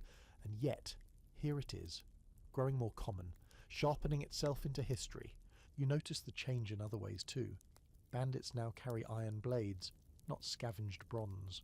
Farmers have iron-tipped ploughs, which bite deeper into soil and leave straighter furrows. You even hear rumours of an iron axe that can fell a tree in half the time it takes with flint. At first, you think it's an exaggeration. Then you see one for yourself, wielded by a herder with arms like tree trunks. He splits logs like they owe him money. There's a debate among scholars now about whether iron was a cause of the collapse or a response to it. Some fringe theorists suggest iron was too good, that it disrupted the elite's control over bronze trade, undermined palace economies, and led to social instability. Others argue that iron was simply the only available option once the system imploded. Like using a rusted bucket after your golden goblet falls down a well. You're firmly in the second camp. You don't care about theories. You care that your new sickle works, that you can cut grain faster, that you don't have to bargain with a man 3 valleys over for a few broken shards of bronze. You start to see signs of ironworking popping up in other villages, smoke plumes from simple furnaces, the rhythmic pounding of hammers against anvils made from salvaged stone. Children gather around to watch the sparks fly, eyes wide. There's something primal about it. The forging of metal feels like the forging of hope, hot, chaotic, dangerous, but real. It won't be refined for a long time. Iron still cracks, still rusts, still misbehaves.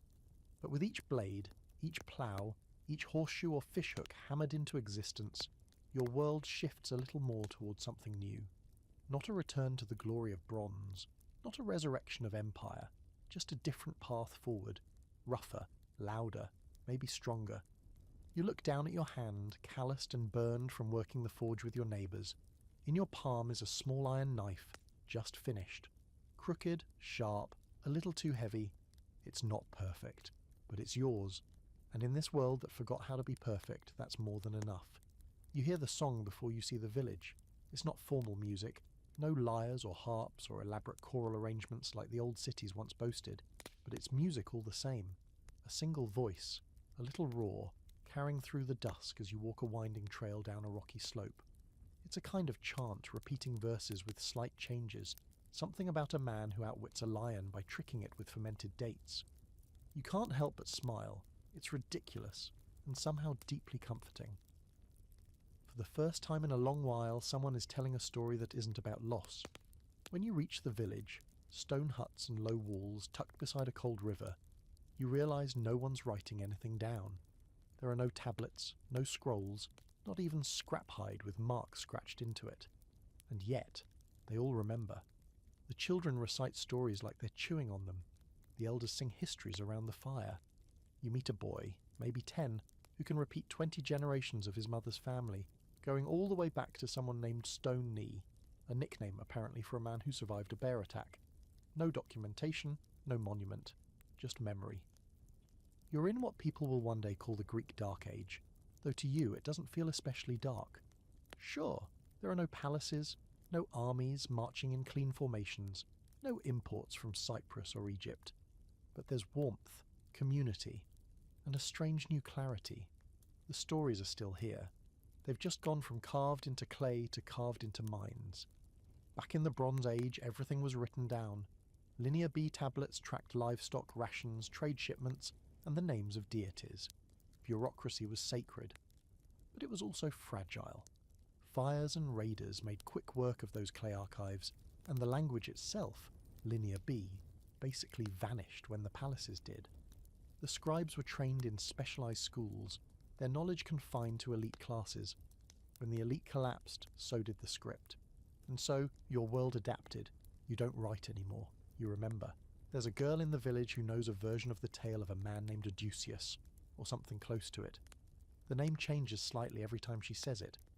In her story, he's not a war hero yet, just a clever farmer who once tricked a sea monster by dressing like a woman and hiding in a sack of olives. You laugh, because you've heard other versions where he's a prince, a thief, a god. No one seems to mind the differences. The story lives in its retelling. That's what oral tradition does. It mutates, like a living thing.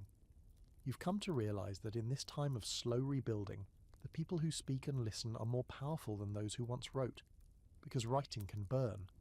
But a well-told story, it migrates, and there's a rhythm to it.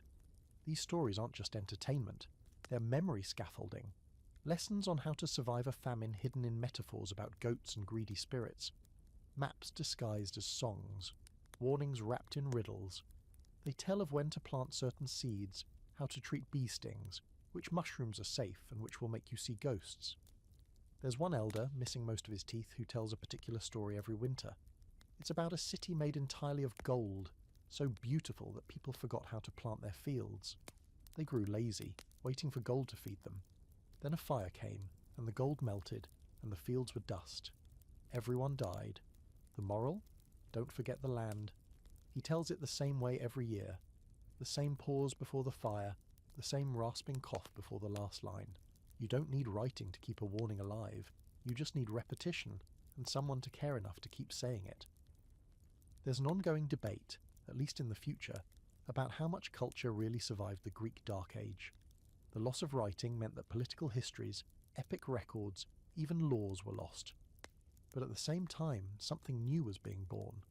The seeds of the Iliad and the Odyssey, the foundations of Greek myth, the origin stories of gods and mortals, all of it began here, in small places like this, around firelight, shared by people whose names would never be carved into stone. Some fringe scholars even believe that the collapse of written culture was a kind of liberation. Without the bureaucratic weight of the palaces, ideas could travel lighter and freer. You didn't need royal approval to compose a tale. You didn't need a priest to declare something sacred. If you could speak and others would listen, you had power. And yet the downside is real. Memory is slippery. Stories morph. Facts bleed into fiction. A harvest ritual becomes a heroic myth. A warning about drought transforms into a tale about a jealous god. Is it history? Is it metaphor? At some point, no one can tell anymore, and maybe they don't need to. One night, a storm rolls in from the sea. Everyone crowds into the central longhouse. 30 people packed shoulder to shoulder, the fire flickering as rain drums the roof. And someone begins a story, not with a once upon a time, but with a steady chant, a beat you can feel in your ribs. It's about a woman who stole fire from the gods and hid it in her mouth. Every time she spoke, her words burned and her enemies were silenced. You listen, transfixed. When it's over, someone else picks up the rhythm and begins a new tale. This is your theatre now, your university, your archive. It's messy, loud, imperfect, and alive. You think about writing sometimes, about what it must have felt like to have permanent words, instructions, inventories, names you could pass down exactly, unchanging. And yet, when you try to picture a tablet in your hand, it feels cold, heavy, unwieldy. You carry your stories in your breath now, in your voice, in your memory. They live only if you share them. In the morning you hear a child repeating lines from last night's tale while chasing a chicken through the grass. She stumbles, giggling, then recites the ending correctly, her voice rising like a little priestess. You smile. That story will live another generation, shaped by her tongue, her life, her rhythm. The world lost its scribes, but it found its storytellers, and you, somehow, are one of them. You're squatting near a fire, watching a man hammer red-hot metal like he's trying to fight it into obedience. Sparks leap into the air and vanish into the dusk. He wipes sweat from his brow with a ragged sleeve and says something you don't catch. Maybe a curse, maybe a prayer. Whatever it was, the blade he's working on just cracked in half. Again. You flinch. He doesn't. He just tosses it into a growing pile of failures and starts over with another glowing lump of iron. This is your introduction to early ironworking.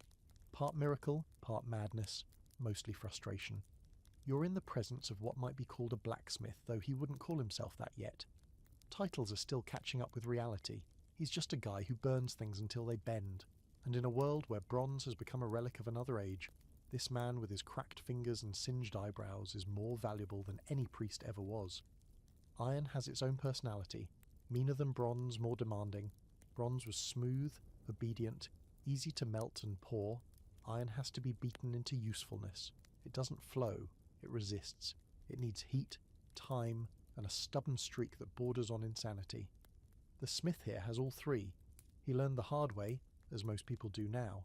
Trial, error, and a lot of burns. The first tools are crude. You've seen bronze knives that could slice through hide like butter. These early iron ones? Not so much. They chip, they warp, they rust if you look at them sideways. But when they work, even just a little, they last. And the materials? They're everywhere. Iron ore litters the hills like treasure no one noticed until the old economy collapsed.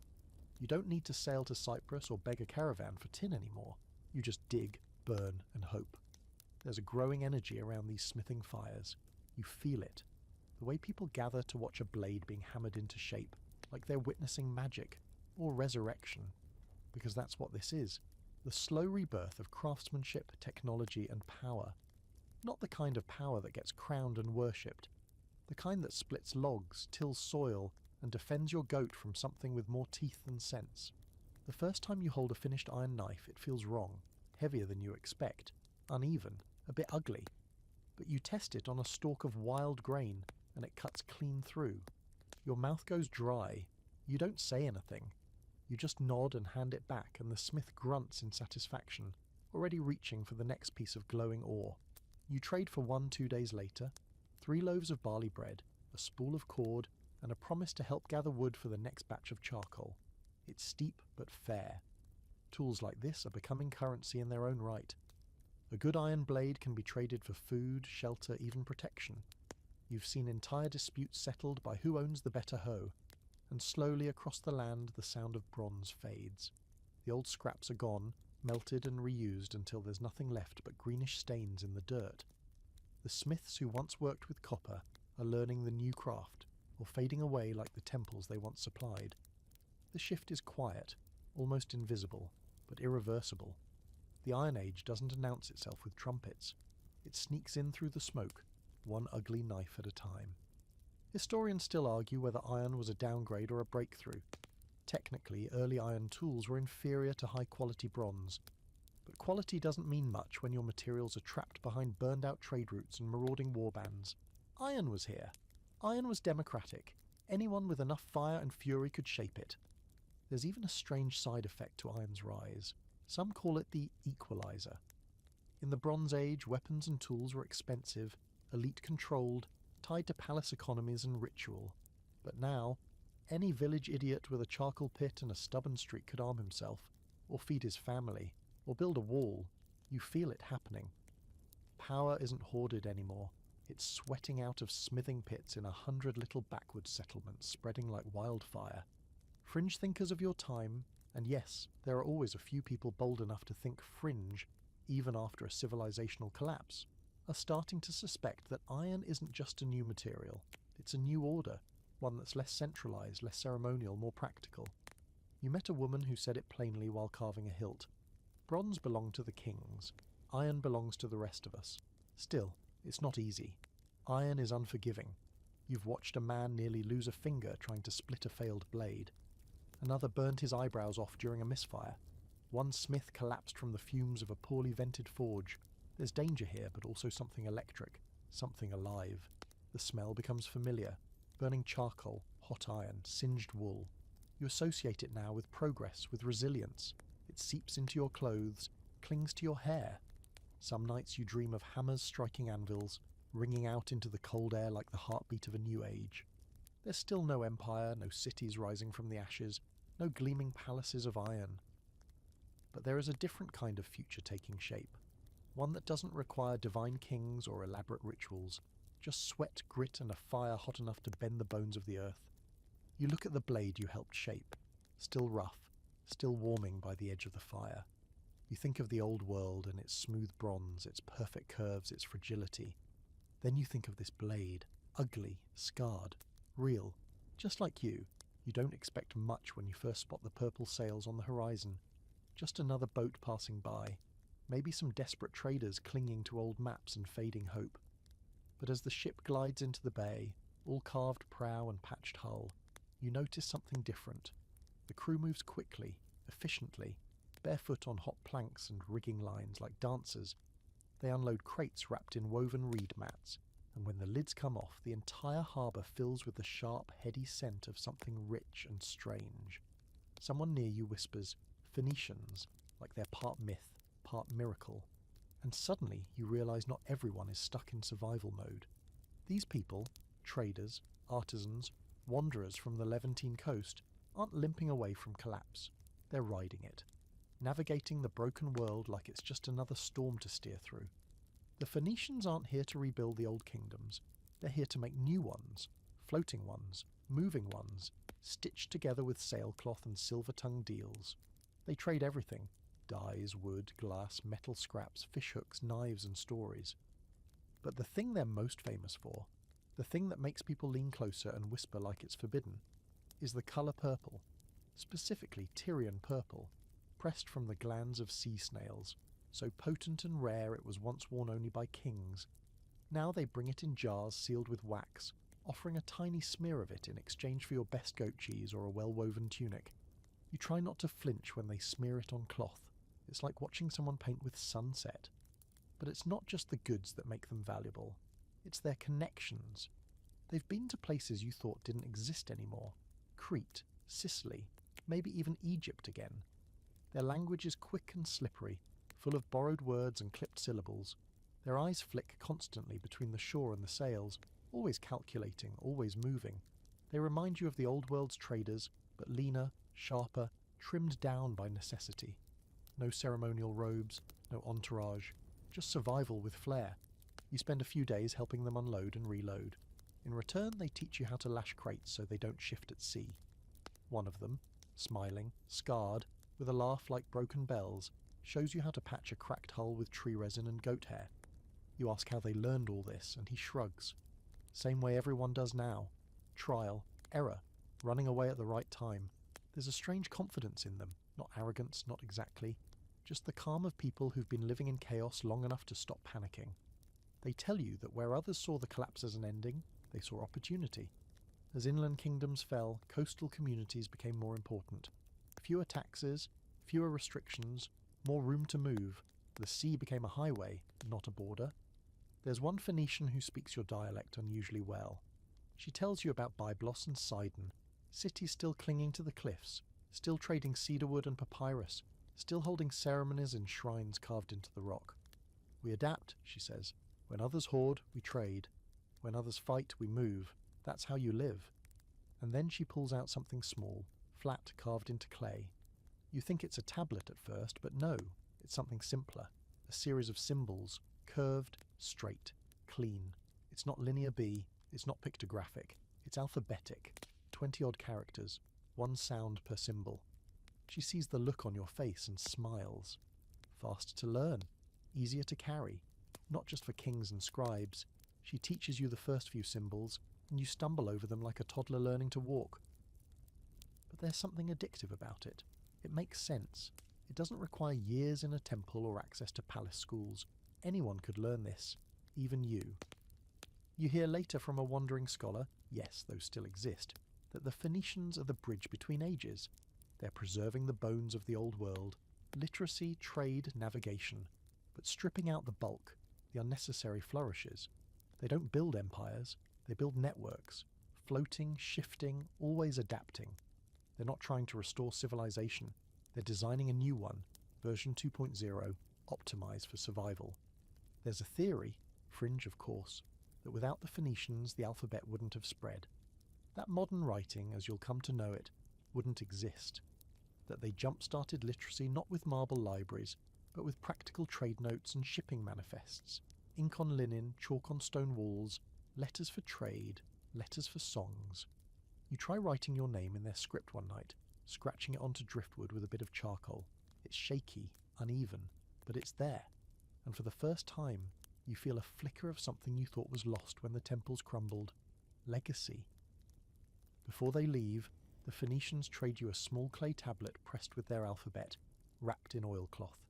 You keep it like a charm, hidden in your pack, taking it out sometimes just to stare at the symbols. They look like the bones of words, like sound made solid. The thought that you can carry language now, not as a priest, not as a scribe, just as a person, that's a power you didn't know you missed until it was back in your hands. The ships sail out at dawn, purple sails glowing in the first light. You watch them until they vanish, wondering where they'll go next. Carthage, maybe. Sardinia. Some port where the people still know how to barter in 3 languages and trust only what they can sail with. You turn back inland, the tablet in your pocket and a few new words in your head. The Phoenicians are gone, but they've left you with more than goods. They've left you with the sense that the world is bigger again, that trade and travel and language aren't lost, just scattered. And you're starting to believe that maybe the world isn't rebuilding from its ruins. Maybe it's blooming from them. You notice it first around the fire, how people lean in when someone starts to speak, how the noise of the village fades to nothing except the sound of one voice rising above the crackle of flames. No writing, no books, no tablets, just words, spoken, remembered, carried like heirlooms in the minds of those still alive. The scribe is gone. The librarian too. What you have now is the storyteller. You watch him, a man not old but aged by experience. His hair is flecked with ash, or maybe that's just from the fire, and his voice is low, steady, slightly hoarse. Tonight's story is about a warrior who can't be killed, not because of his armour or strength, but because he remembers every battle he's ever seen, everyone else's as well as his own. His memory protects him, lets him predict every blow. But in the end, it's that same memory that undoes him. Too much pain, too much loss. He walks into the sea, not to die, but to forget. You sit in silence long after the story ends, the fire sputtering low, and you realise something. Stories are the new archive. They're how people are passing down knowledge, beliefs, fears, maps, survival tricks. Everything. And the strange part is, they're working. People still tell the old myths. Gilgamesh, Enlil, Ishtar. They've changed, of course. Names shift, details blur. Some characters trade faces depending on who's telling the tale, but they endure, and new ones are born, forged in the fire of collapse. Stories about villages defending themselves with clever tricks, or spirits that guide refugees at night, or wolves that only attack those who forget to share their bread. Truth? Myth? Doesn't matter. It's all the same now, useful, memorable, sticky. You notice that the best storytellers always include 3 things: rhythm, repetition, and meaning. They speak in beats, like song. They use the rule of 3s. 3 tests, 3 brothers, 3 days lost in the wilderness. There's a deep, almost biological satisfaction in it. You remember it without trying.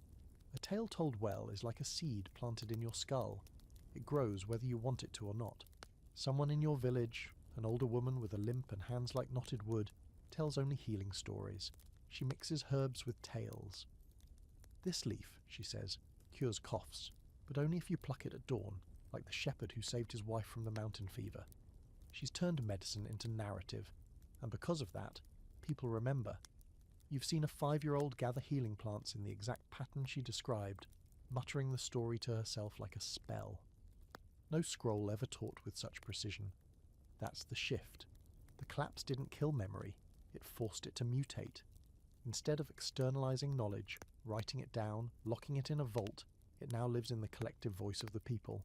It's less stable, yes, prone to drift, but it's also faster, more accessible. Everyone is a student, everyone is a teacher. You sit with children, teaching them the tale of the cedar tree that refused to bend in the wind and was broken in the storm. It's a metaphor, sure, but it's also a lesson in adaptation. They laugh at the ending every time, the way the tree ends up as firewood, and you know they'll tell it again. Maybe not word for word, but close enough. Some scholars, those few lucky enough to piece together burnt scrolls and half-erased inscriptions centuries later, will say that this was the true beginning of oral epic, that the long-form, memorized stories that would one day become Homeric poems were being shaped right here, in the mouths of survivors like you. It's hard to imagine these bedtime tales becoming the Iliad, but maybe that's how it always works. Big things starting from small fireside moments, names passed down not because they were famous, but because they meant something. Fringe theories go even further, claiming that some stories were intentionally created to encode knowledge, proto-encyclopedias disguised as myth. A tale about a journey could map out trade routes. A myth about a flood might teach river patterns or seasonal risks. You don't know if it's true, but you've heard plenty of stories that feel suspiciously practical for something supposedly just a tale. You start telling stories too, not because you plan to, but because someone asks you to one night. Tell us what it was like, before, they say, and so you do. Haltingly at first, then with more rhythm. You find yourself crafting your memories into scenes, exaggerating a little here, cutting a little there. You watch their faces, see which parts land, which parts fall flat. You revise, you edit, you perform, and suddenly, you're not just remembering, you're shaping memory. Your version of events won't be perfectly accurate. That's the trade-off, but it'll survive. And the strange part is, that matters more. A dry list of facts doesn't help a child fall asleep in a dangerous world. But a story with rhythm, stakes, and a little hope, that's medicine. And here's something strange you never thought you'd say. Maybe forgetting a little is okay.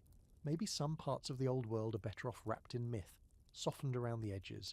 You remember the palaces, yes, but you also remember the corruption, the cruelty, the greed. In your stories, the kings are foolish or brave or tragic, but rarely divine. The scribes are clever, but not untouchable. The temples? Mysterious, not infallible. The stories let you tell the truth without telling the whole truth. That night you lie on your back under the stars, listening as someone else tells a tale. This one about a girl who outsmarts a demon using a pot of lentils and a chicken feather. You smile. It's new. You haven't heard this one before, it's ridiculous and brilliant and somehow probably true in ways no historian could ever measure. And you think, maybe this is what comes after writing. Not silence, not ignorance, but something messier, louder, more alive. A chorus of voices, a patchwork of memory, the human library rebuilt with breath. Your nose tells you before your eyes do. Something is off. It's that sour, cloying smell you've learned to dread. Not rot, not fire, but something in between. A living kind of decay. You pull your tunic up over your face as you enter the village and realise too late that you're walking into another outbreak. You've seen this before. It starts with a cough. Then comes the fever, the sweating, the shakes. After that, it's either recovery or a shallow grave. This time, it's a cluster of homes along a river bend. 3 already dead. One of them a child. The villagers are doing their best. Boiling water, separating the sick. But their best isn't always enough. You watch from a distance as 2 men, both pale with exhaustion, carry a body out of a hut wrapped in linen and fear. Disease didn't disappear with the palaces. If anything, it got smarter. When cities fell, people thought maybe the worst of it. The dense, plague-ridden quarters would fade too. But they didn't count on the new way people were living. Close, improvised, fragile. Villages weren't immune. If anything, they were perfect incubators. 1 bad meal, 1 infected water jug, 1 visitor with a cough. That's all it takes. You do what you can. Help bury the dead. Boil whatever can be boiled. Carry clean water in sealed jars, hand-washed with ash and river sand. You remember what the old woman in your last village told you? Never eat fish caught after a thunderstorm. Always burn the straw bedding after someone dies in it. Don't touch the sick unless you've smoked your hands over pine needles. You don't know if any of it works. But at this point, you'll try anything. Someone tries to blame the gods. It's a curse, they say. We buried the idol wrong. We stopped the festival too early. Others nod. They need a reason. They need to point somewhere. You can't blame them. But deep down, you know this isn't divine wrath. It's biology. Bad luck. Human closeness in a world that hasn't figured out sanitation yet. There's a fringe theory you once heard from a passing healer, that the collapse of the great cities didn't end disease. It just diversified it. Back then, cities had predictable plagues. Measles, dysentery, parasites that came with overpopulation. But now? Disease travels with every refugee, every lost caravan, every rat that scurries into a grain pile. No one's keeping records. No one's charting symptoms. You've heard of whole villages going blind, of coughs that end with blood, of people who sleep for 3 days and never wake up. Some of these stories are exaggerated, you hope. Others, less so. And still, people persist. You meet a woman here, wrapped in 3 layers of cloth, who boils herbs and applies poultices to the sick without hesitation. She doesn't flinch at fever or bile. She tells you she lost her husband to a lung illness 2 winters ago and decided to learn everything she could after that. I can't bring people back, she says, stirring a dark mixture of honey, bark and ash. But maybe I can keep a few here longer. You want to believe her? You do. You stay a few extra days to help her. Learn a few things. How to tell when a fever's about to break. How to spot a sick animal before it spoils the milk. How to disinfect a wound using a hot iron knife, though you try very hard not to think about what that feels like. You grind herbs until your hands ache. You learn to listen to lungs with your ear pressed close, counting the breaths, watching for the gaps. One of the sick is a boy, maybe 9, eyes wide, cheeks flushed, sweat glistening like dew. You sit beside him for hours, telling him stories to keep his mind busy. About a wolf who learned to speak human language and tricked a king out of his throne. About a tree that grew silver leaves. You're halfway through a story when you realize he's fallen asleep, breathing steady, for now. At night, you lie awake, trying not to cough, trying not to wonder whether you caught it. It's a gamble every time. You've known people who felt fine one day and were gone the next, but you also know you can't just walk away. Not anymore.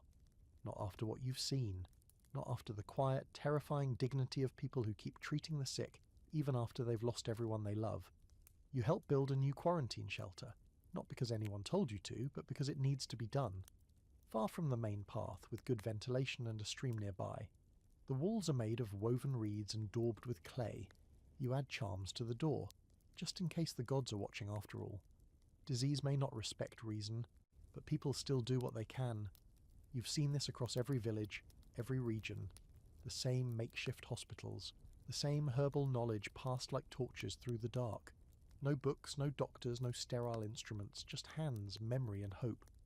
Later, when the sickness starts to ease, you feel it like a fog lifting. People step out of their homes and blink at the sun. Someone starts a fire for cooking, and soon the scent of bread replaces that sour edge of death. You help gather wood, feed the goats, boil another pot of water even though it might not be needed today. Because habits keep people alive just as much as luck. The boy recovers. You don't say anything when he runs past you 2 days later, chasing a dog and laughing like the world never fell apart. You just watch him go, smiling faintly, and adjust the mask of cloth still tied around your face. Years from now, someone will tell a story about this time, about the sickness that nearly took them, about the woman with her bitter herbs, about the stranger who stayed to help.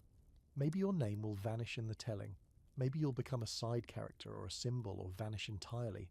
That's fine, because you'll know that when the disease came, you didn't run. You stayed. You fought it the only way people can now, with sweat, stories, and stubborn, relentless care. And sometimes, that's enough. It starts slowly, barely noticeable at first. A few more children laughing in the dust, 1 or 2 babies born in the same season, not just once a year, then 3, then 5. And before you realize it, your village, once a fragile knot of weary survivors, starts sounding like it has a future again. Someone builds a second hut, then a third, a larger grain pit, another well dug by the edge of the ravine. No grand proclamation, no ceremony, just the quiet, accidental arrival of something no one expected. A baby boom. You wouldn't think a civilizational collapse would lead to more children. After all, this is the age of scarcity, of hunger, of rebuilding from mud and memory. But here they are, toddling through the fields with half-tied sandals, tugging at goats' ears, babbling nonsense into the wind. And honestly, it's the most hopeful thing you've seen in years. Why now? Why here? It's not entirely clear. But in village after village, along crumbling coastlines and highland pastures, the same thing is happening. People are having kids again. Not just one, not just replacements for the dead, but families. Maybe it's because the chaos has begun to settle into routine. Maybe because people finally feel safe enough to try. Or maybe because that's what humans do when they think the worst is behind them. They grow. It's also, ironically, a side effect of the collapse. With the old power structures gone, no more palace levies, forced labour camps, citywide famines designed by greedy bureaucrats. People have more autonomy, more room to breathe, if not in luxury, then at least in peace. There are no taxes to pay in children, no wars pulling sons off to foreign lands, no kings demanding a generation of boys for a meaningless conquest. And so, children stay, and grow, and multiply. You remember when the village had only 2 children. Now, there are 11 under the age of 10. Someone even started teaching them songs, not religious hymns, not chants to dead gods, but counting songs, planting songs, Stories that help them remember when to harvest figs or how to avoid thorn bushes. And the kids repeat them endlessly, not because they have to, but because that's what children do. They mimic, they echo, they learn. There's a boy named Arian who builds small houses out of sticks and mud, mimicking the elders as they construct storage huts. His younger sister, only 3, insists on carrying pebbles from the river and stacking them into tiny altars. One child can imitate. A dozen? That's a culture forming. One night, you sit by the fire and notice something that stops you cold. A lullaby. A mother sings to her newborn, rocking back and forth, voice barely audible over the wind. You lean in, trying to catch the words. It's not one of the old songs. It's new, or at least it feels new. A mixture of remembered melody and recent grief, sung not for the gods, not for ceremony, but for comfort. It's soft, unpolished, true. You won't forget it. There's a fringe idea you've heard, passed from village to village like a rumour of light. Collapse clears the field, not just literally, in the burning of cities and the scattering of empires, but biologically. That when populations thin and the old orders vanish, nature fills the gap. You're not a scholar, but looking around at all the bare feet and scraped knees, you think they might be right. It's not all joy, of course. Babies mean more mouths to feed, more sickness, more accidents. A child chokes on a date pit. Another burns her hand in the cooking fire. You build better cradles. You dig deeper latrines. You add herbs to the evening stew that help keep fevers at bay. And still, you lose some. The grief is no less sharp than it ever was. But now it's balanced by something new. Expectation. People aren't just surviving, they're planning. They're naming their children not after lost ancestors, but after birds and rivers and stars. One man plants a grove of trees for my daughter's wedding, though she's only 6. No one laughs at him. Everyone just nods. It's a strange, quiet revolution. People behaving as if they believe the future is real. There's a new hut built near yours, housing a couple who arrived last spring. The woman's pregnant now, waddling slowly to the well each morning. You help her carry water some days. She tells you they lost their first baby years ago when they were still on the road, eating boiled roots and sleeping under rain-soaked leaves. We waited, she says, touching her stomach, until we had something to stay for. You don't ask what something is. You don't have to. A group of older children forms a sort of gang. Not dangerous, just chaotic. They chase chickens, raid the berry bushes, splash in the creek until they're soaked and covered in mud. You catch yourself watching them with an odd feeling in your chest. It's not envy. Not quite nostalgia either. It's a reminder that life didn't end when the cities did. It just shifted, moved into smaller bodies, dirtier feet, bigger questions. Scholars in the far future will look at this population bump and try to find patterns. Some will call it a rebound, others a rebuilding phase. But what they won't fully grasp is how strange it felt to trust again. To bring a child into a world where, just a few years ago, you weren't even sure you'd make it through the winter. That's the real shift. Not birth rates, but belief. A man in your village begins building toys, yes, toys, out of scraps. Little animals carved from bone, wheels made from hollowed stones, a spinning top that works somehow even on uneven ground. He says they help children grow stronger hands. Everyone knows he just likes seeing them laugh. You trade him 2 cured hides for a miniature horse. You don't have kids of your own, you just want it near your fire. That night, as dusk wraps around the hills like a blanket, you sit with the new children and teach them the old stories. Your stories. They interrupt constantly, giggle at the wrong parts, and ask ridiculous questions. Did the sea really swallow a whole city? Can a man turn into a bird? Why are gods always mad? You don't have answers. You just keep telling the tale, letting their imaginations do the rest. And for the first time in what feels like forever, you let yourself believe. This world isn't dying anymore. It's growing. It begins with water. Almost always does. You and 4 others stand at the bend in the stream, watching it trickle over stones, thin but steady. Not a river exactly, but enough to work with. Someone sticks a wooden rod into the mud, marks the depth, nods.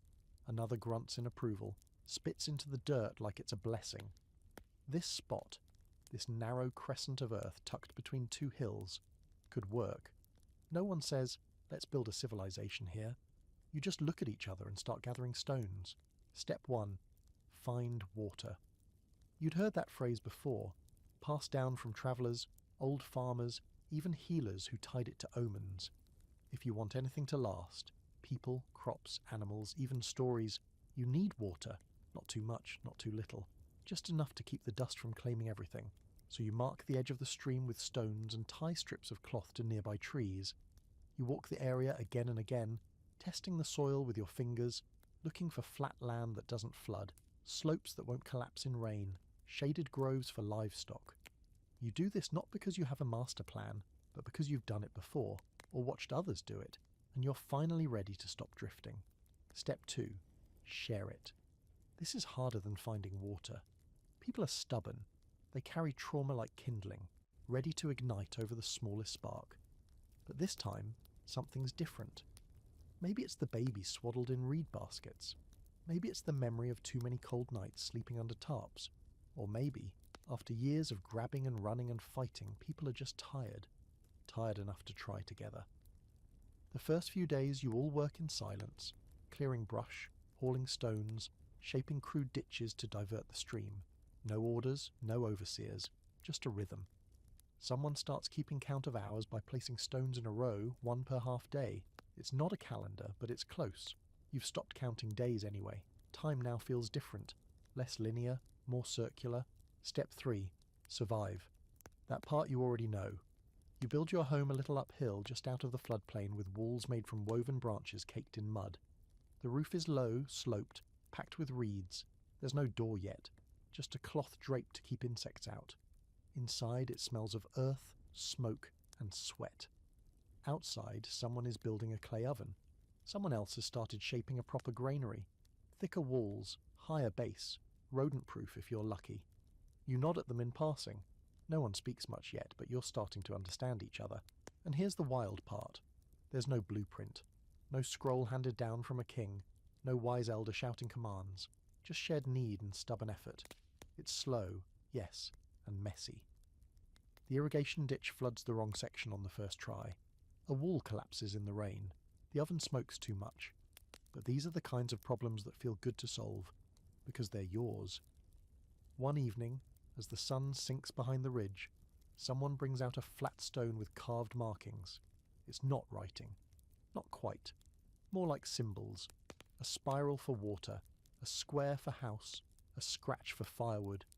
They lay it on the ground near the granary. People gather around it nodding.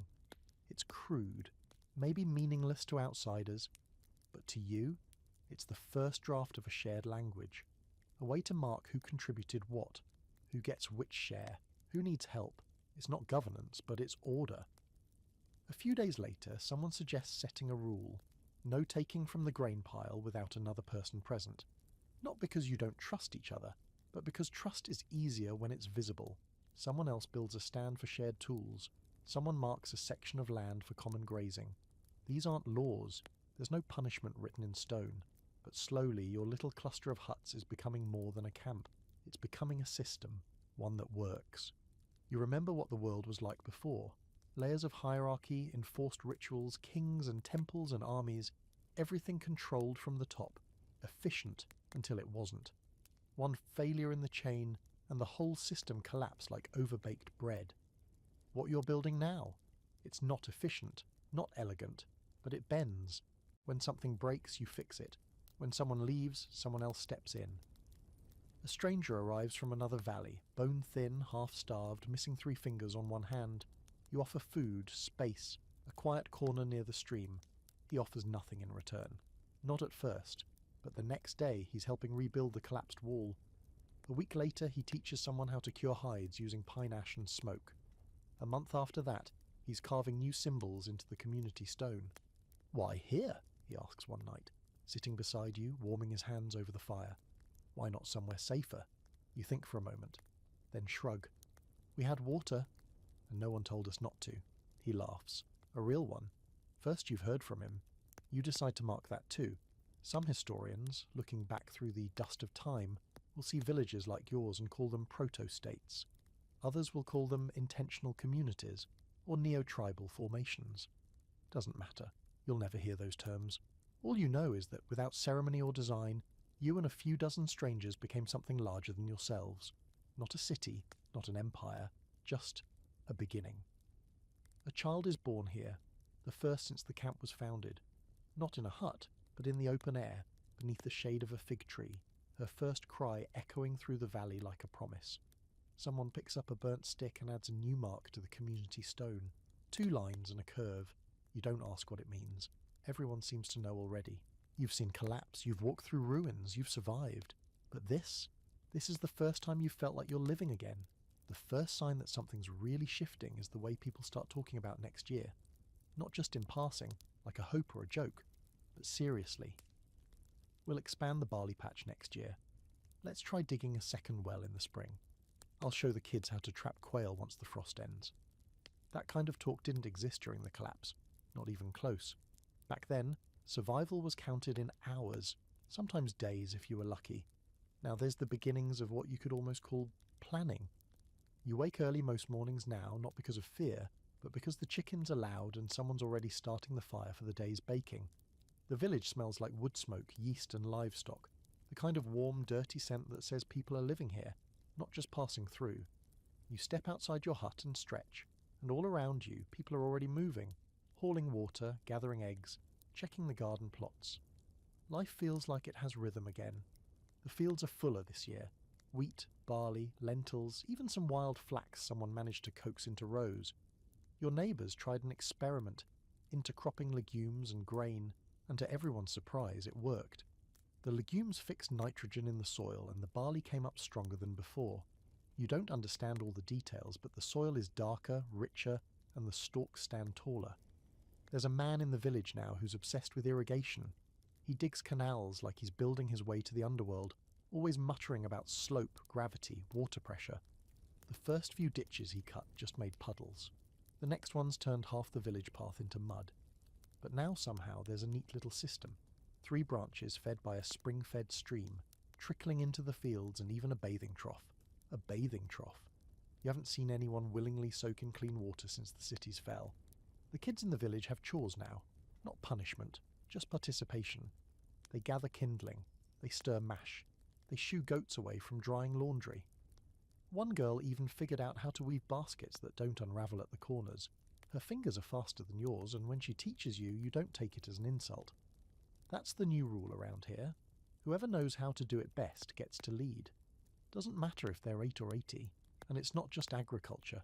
There's structure forming around everything. One woman keeps track of who brought what to the granary, not as a tally to shame or tax, but as a way to make sure no one is forgotten. Everyone eats, she says, and everyone helps. The words have become something like a motto.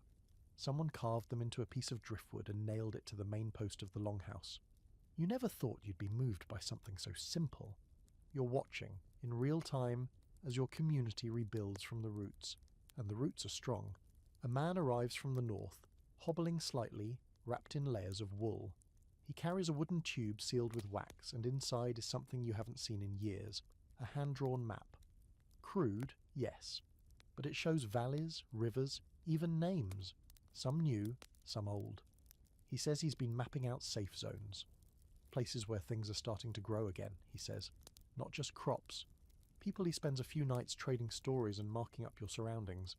By the time he leaves, your village is on the map, marked with a small symbol of a sprouting tree. Spring root, someone jokes. We should call it spring root. The name sticks, and that's the other strange thing. You're getting names again. Not just for people, but for places, objects, roles. The woman who keeps the water clean is now the stream keeper. The guy who patches everyone's roofs is called Sky Mender. The woman who sings while harvesting herbs is the green voice. These aren't titles with power. They're titles with meaning. You find yourself wanting one, not for pride, but to belong. You start keeping a notebook, just scraps of leather tied together with flax thread. You record planting times, weather patterns, births, and deaths. It's not for show, it's for memory. You don't want to forget how far you've come or how easy it is to slide backward. There's a moment, quiet, unassuming, where you realise you've stopped worrying about immediate disaster. You're still cautious, yes. Still listen for distant screams, still sleep with a knife nearby. But that old edge of panic? It's gone dull. Your village has a surplus, a small one, enough that you traded some to another settlement 2 valleys away for smoked fish and new seeds. You sent a delegation. They came back with more than goods. They came back with news. Other places are rising too. A village by the salt flats has developed a method to boil brine more efficiently. Another near the hills is mining iron with clay-lined furnaces. There's even talk of a shared meeting. Leaders from each village gathering to discuss trade, road safety, maybe even shared rituals. You don't get your hopes up, but still, the fact that people are trying feels revolutionary. There's debate in the village about whether to build a wall. Not out of fear, more for symbolism. Let them know this place has roots, someone says. Others argue it could make you a target. You just listen, amazed that people are thinking years ahead, arguing not about survival but about identity. You realise that's what's happening here. People are beginning to imagine themselves as part of something larger, something continuous. Historians, when they dig through the remains of places like Springroot, will call this the reformation of kinship societies, a return to cooperative models, bound by shared labour and oral law rather than bureaucracy. But those are just words. You don't feel like you're part of a theory. You feel like you're part of a group that knows each other's birthdays. One night, under a full moon, the village gathers in a circle to tell stories. Not just old ones either. New tales. One boy tells of a crow who teaches a farmer to catch fish by whistling to the wind. Another woman tells a love story that ends not with marriage, but with a shared garden. The crowd cheers. You think, this is how memory works now. It's not about preserving the past. It's about planting it into the present. The fire burns low, someone yawns, a baby cries. You walk back to your hut slowly, the scent of roasting herbs still clinging to your clothes. You built something here, and it's growing. It's the third time this month someone brings you a thing you recognise, but only vaguely. This time it's a curved piece of bronze with faded etchings. Maybe part of a hinge, maybe a fragment of a ceremonial bowl. No one knows for sure. But they found it half buried in the hills east of the village, where the ground sometimes spits out pieces of the past like it's tired of holding them. You turn it over in your hands, weighing it not just for mass but for memory. This object belonged to the old world, but now it belongs to you. It's strange how much of that old world still lingers. Not in grand cities or intact statues. Those are mostly gone, buried or broken or cannibalized for building material, but in pieces, shards, leftovers, ghosts. You find them everywhere. The base of a column being used as a stool, a shattered amphora now functioning as a bird bath, a collapsed gatehouse turned into the back wall of someone's pig pen. The past didn't vanish, it just got repurposed. You live among these ruins without even thinking about it most days. Your house has a foundation that was once the outer wall of a granary. The steps you walk down each morning are older than your grandmother's grandmother. Someone painted over an old mural in one of the huts. Crude animals drawn in charcoal over what looks like the remains of a procession. Fine-limbed figures in faded ochre robes. You don't know who they were. You don't know what they were doing. But they're here, now, beneath your walls, behind your drawings, still whispering. The artifacts come with no explanations, no labels. Just objects divorced from their context, like bones pulled out of a shared grave. And yet, they speak. A bronze figurine suggests someone once worshipped here. A hoard of corroded blades buried beneath an olive tree hints at fear, or preparation, or maybe a desperate attempt to save something that never got used. A painted shard, thin as eggshell, tells you that beauty once mattered, even if no one remembers the artist's name. Some of your neighbours call these things relics, others call them junk. A few call them omens, depending on what mood they're in. One man believes the broken idols still hold power.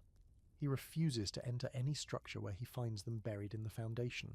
Another woman collects pieces of worked metal and melts them down to make tools, insisting the ancestors would have wanted them put to good use.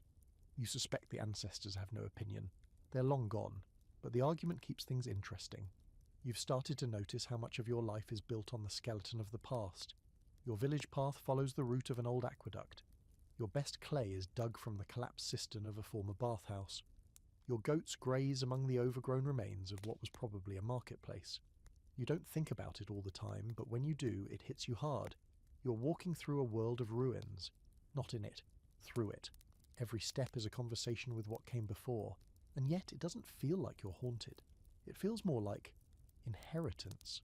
Not the kind passed down with gold and ceremony, but the kind you stumble across while foraging. Unwanted, unmarked, but yours all the same. There's a fringe belief growing among the younger villagers. especially those born after the collapse, that the old world was never real, not entirely, that the stories of cities with golden gates and feasts for hundreds are exaggerations, that people never really flew flags from ships or carved laws into stone. You understand the impulse. The past feels mythic now, so distant it may as well be another planet. And when someone points to a broken pot and says, "This proves it," you see doubt in their eyes. Maybe it's all a trick. Maybe we were never more than this. But then someone uncovers a whole chamber. It's deep in the hills behind a landslide triggered by last winter's rains. A few herders followed a goat into a fissure and found a stone-lined passage. You go with the others, holding a torch and ducking low. Inside, a storeroom, miraculously intact. Walls lined with cracked jars, a few bronze blades on a rusted rack, carvings on the wall, some depicting harvests, others battles. And at the far end, a stone seat, once painted, now flecked with lichen. It's real. It's all real. The city fell, but its bones remain. You help catalogue what you can. Not for science. There's no university anymore. Just for memory. People draw pictures of the carvings on bark and stone. They carry artifacts back in cloth bundles. One man insists on sealing the chamber again after they're done. "Let it rest," he says. "It survived longer without us." And now something strange begins to happen. These pieces of the past start showing up everywhere, not just physically, but in conversation, in practice, in spirit. Someone begins weaving fabric in patterns inspired by a painted shard. A blacksmith tries forging a knife in the shape of a recovered blade, though the balance is off. Kids play near the ruins and invent names for fallen columns: Giant's Tooth, Sky Stick, the Watcher. These aren't just artifacts now, they're becoming myths, again. It's a kind of resurrection, but not of empires or kings, just of the little things, the shapes, the songs, the curiosity. You realise that your culture, your village, your life is not made despite the collapse. It's made with it. Like compost, the old world is rotting into something new, richer, messier, more alive, and you're the gardeners. That night someone lights a fire near a half-collapsed temple wall, not to worship, just to be near it. They sing a harvest song, not an ancient one, not a new one, something in between. And you sit there, watching sparks rise toward the stars, realizing that the past isn't gone. It's just recycling. You don't talk about it much, not directly, but it's there. That feeling that the sky could fall again, that the world, even in its half-healed state, might still be hollow underneath. People carry it in their shoulders, in the way they pause when a stranger arrives, in how they always check the food jars twice, even when they know they're full. Some call it caution, some call it superstition.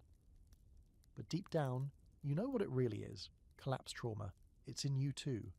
You notice it most in quiet moments, when everything seems calm, when the fire's burning low and the wind is soft and the children are finally asleep. That's when your body expects something to go wrong: a scream, a sickness, a blade, anything. You've been wired for disaster for so long that peace feels like a trick. No one teaches you how to live after a collapse. There are no scrolls for that, no rituals. The old world had ceremonies for birth, death, planting, war. But nothing for what happens when the whole system falls apart and you have to build yourself again from splinters. So you just do your best. You carry what you remember, you adapt. But the ghosts follow you. There's a man in the village, maybe 60, who talks in his sleep. You share a wall with him, so you hear it. Sometimes it's nonsense, muttered words, half-finished prayers.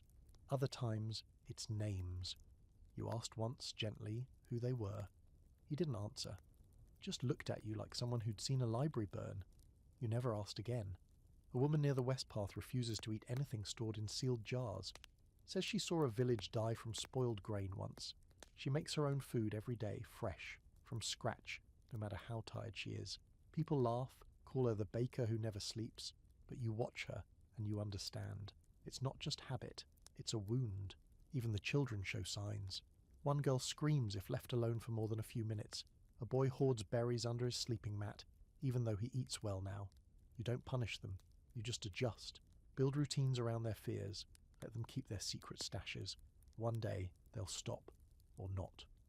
Healing isn't linear, and no one's rushing anyone anymore.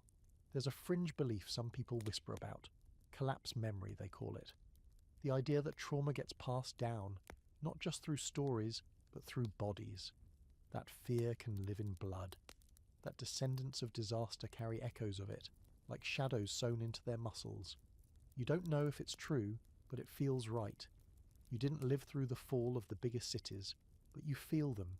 You dream of crumbling walls, of fire in the streets, of the endless silence that comes after the screaming ends. Even the holidays have changed. The old calendar is broken, its gods gone, its meanings hollowed out, but new rhythms have formed. You've noticed the village gets quiet around the same time every year, the first cool nights after harvest. No one says why, but fewer jokes get told. People move slower, fires burn longer. You think they're remembering, not a date, a feeling. The turn in the wind when everything changed. Someone recently carved a new pattern onto the gathering stone in the square. 5 slashes crossing a circle. No one explained it, but it spread quickly. It's been etched onto tools, doorposts, even someone's shoulder. You think it means we've been through it. Maybe even we're still here. That shared scar is a kind of glue. You've seen people come together faster, tighter, more willingly than before. Arguments still happen, sure, but grudges don't last long. When you've watched the world collapse once, you don't waste energy pretending your neighbours are the enemy. Forgiveness comes easier. So does gratitude. You hear of another village 2 valleys away where they've created a ritual of rebuilding. Every year they burn a small hut on purpose, then rebuild it together, as a community. It's symbolic, they say, a way of reminding themselves that destruction doesn't have to be the end. Some people scoff. Others say it's beautiful. You think it's both. You start having conversations with people who never used to talk about before. One man tells you how he lost 3 brothers in the first year, not to war or disease, but to panic. They fled in different directions and never reconnected. He still checks the road sometimes, hoping. Another woman admits she used to be a noble's daughter, lived in a stone house with coloured walls. Now she digs clay with her hands and teaches children how to clean their water jars. She says she's happier, then she says she doesn't know if that's true. Your own memories come in flashes. A room lit by oil lamps, a song your mother hummed when it rained, the sound of sandals on marble floors. You don't know what happened to the people from that part of your life. They may be alive somewhere. They may be long gone. The past doesn't leave you, but it doesn't always follow either. And slowly you begin to see that everyone around you carries their own version of the end. Some bury it deep, some wear it on their skin. But it's there, part of the invisible architecture of the new world. Not a flaw, a foundation. There's healing, yes, but it doesn't mean forgetting. It means learning how to live with memory in the room, sharing space with it, feeding it sometimes, then asking it to sit quietly while you plant onions. One evening you catch yourself laughing, really laughing, at a joke someone tells about a goat and a missing sandal. It's dumb. It's perfect. And when you stop laughing, you realize you feel light. Not empty. Light. That's when you understand surviving is one thing. But healing? Healing is when you laugh again without checking the sky first. You don't know who starts it. Maybe it was inevitable. Maybe someone just woke up one morning and decided it was time. But one day, without fanfare or formal declaration, people begin teaching again. Not in the old way, with tablets and strict syllables carved into stone, but something looser, more human. Children gathering in the shade of a tree, a woman drawing in the dirt with a stick, a group of teenagers arguing about where the stars go during the day. There are no classrooms here, no chalk, no bells, but somehow you've got yourself a school. It doesn't look like much. Some flat stones arranged in a circle, a carved plank to sit on if your legs are tired, but it hums with energy, this patch of earth where questions live. What's the best way to plant millet near a stream? What happens if you mix honey with dried mint?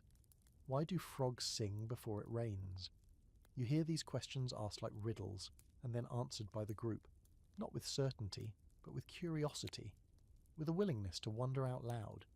You remember what learning used to look like: rigid rows, harsh correction, information hoarded and passed down like rations. That world, those palaces of knowledge, are dust now.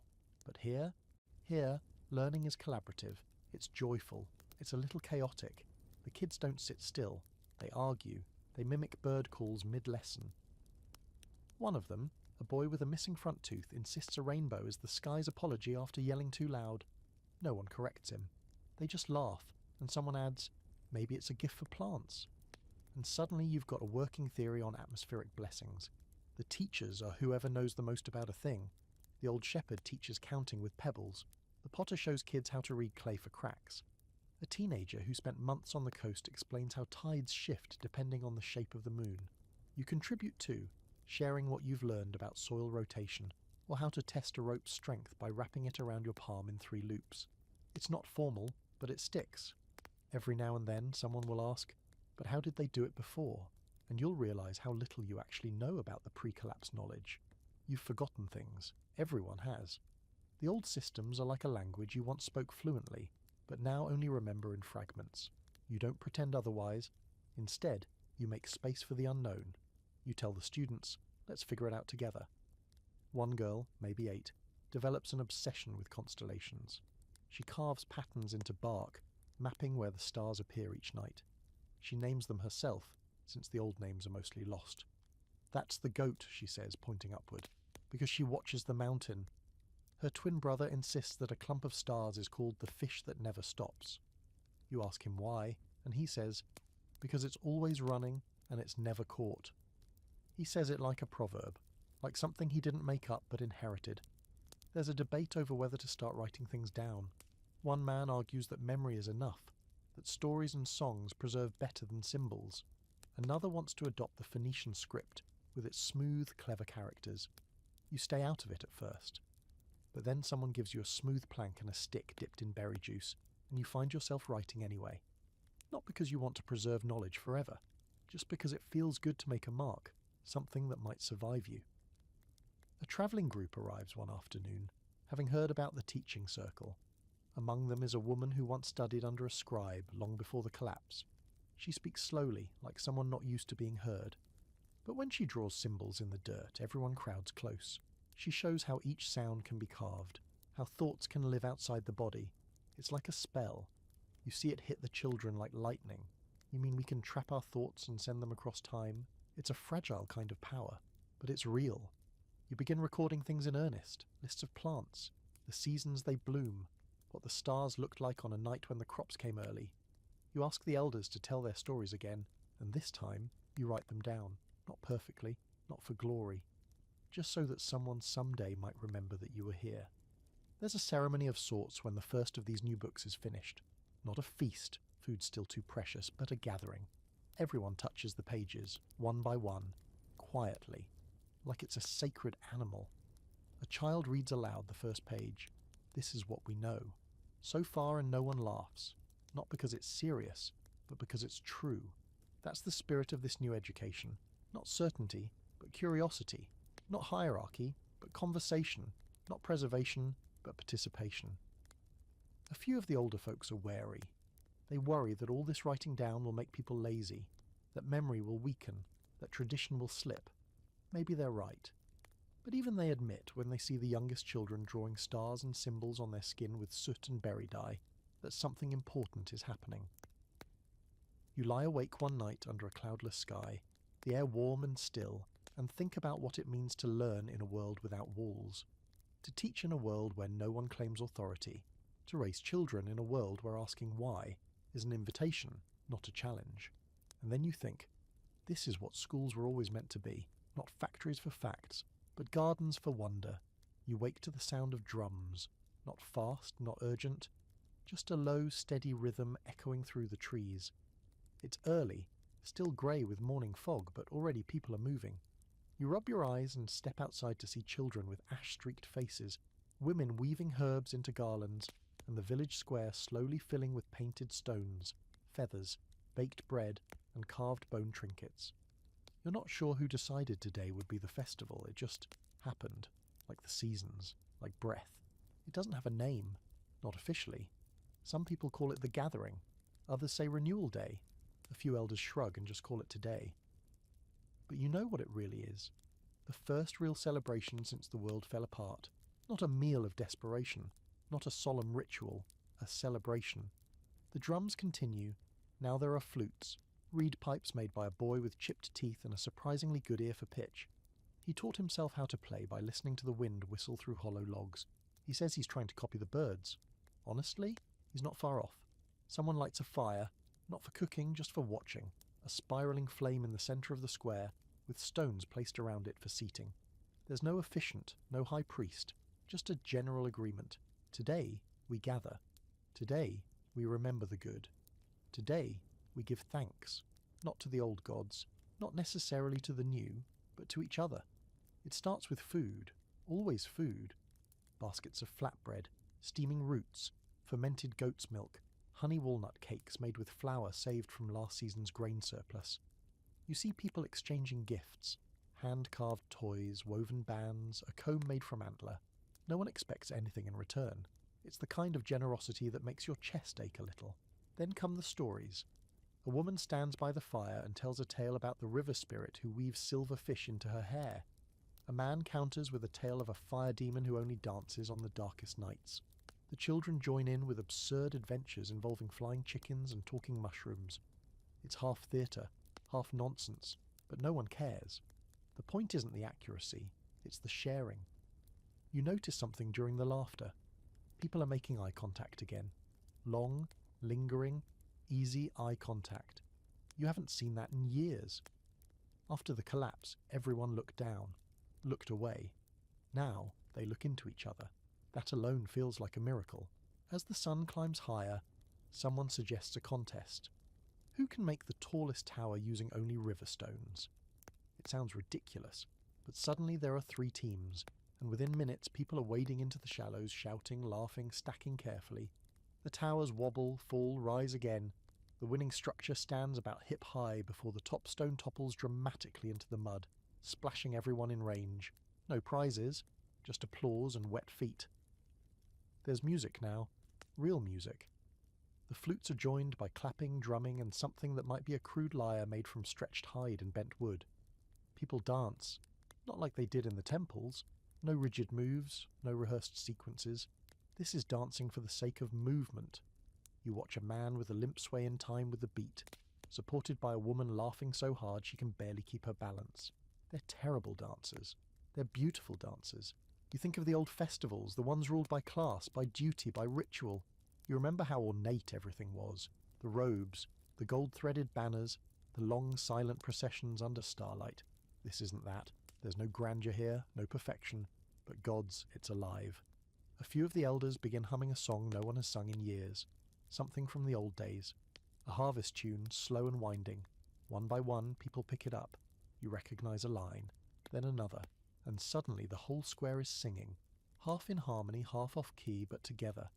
The song wraps around you like a warm wind, and you don't even realize you're crying until someone bumps your shoulder and grins, holding out a cup of hot tea. Drink, they say, before the song ends. Later, as the sun slips down and everything turns golden, someone makes a small announcement. A girl is coming of age. She stands nervously near the fire, holding a bundle of dried herbs and a token stone carved with her name. There's no speech, no formal rite.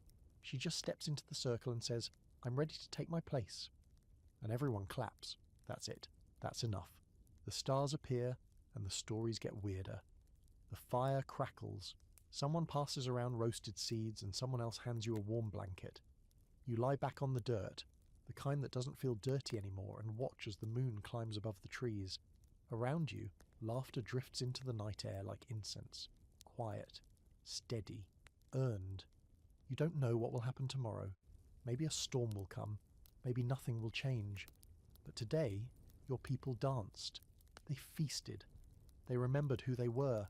Not kings or servants, not survivors or victims, just people, living, together. And maybe that's what culture really is. Not something carved into stone, but something passed from hand to hand, voice to voice, moment to moment. Like tonight. You wake the next morning with sore feet, a crust of ash on your cheeks, and the vague sense that your dreams had been humming along to the rhythm of last night's flutes. The embers from the central fire are still warm, barely glowing under a blanket of ash. A few early risers are sweeping the square. One boy sleeps curled around a carved goat figurine, his face streaked with dirt and joy. The festival is over, but something lingers in the air, like the echo of a heartbeat just after it stops. As you gather your things and stretch the stiffness from your back, you think about everything you've lived through. Storms, famines, war, silence, recovery, and something clicks. This world, the one you've stitched together from shreds and instincts, works. Not perfectly, not easily, but undeniably. And more than that, it's starting to carry its own momentum. People are building more than huts and harvest cycles now. They're building meaning. That meaning looks different in every village. You visit a nearby community a few days later, following a trail lined with stacked stones and small bone markers, and you're stunned by what you find. A hilltop shrine, open to the wind, covered in painted shells and polished river stones. Not a temple, not a place of sacrifice or offerings, just a quiet spot where people leave things that matter to them. A grandmother's bracelet, a child's first carved toy, a broken tool that once worked well. The locals call it the remembering place. They don't guard it, they don't pray to it, they just add to it. One man explains, "We don't leave things for gods, we leave them for each other, so we don't forget."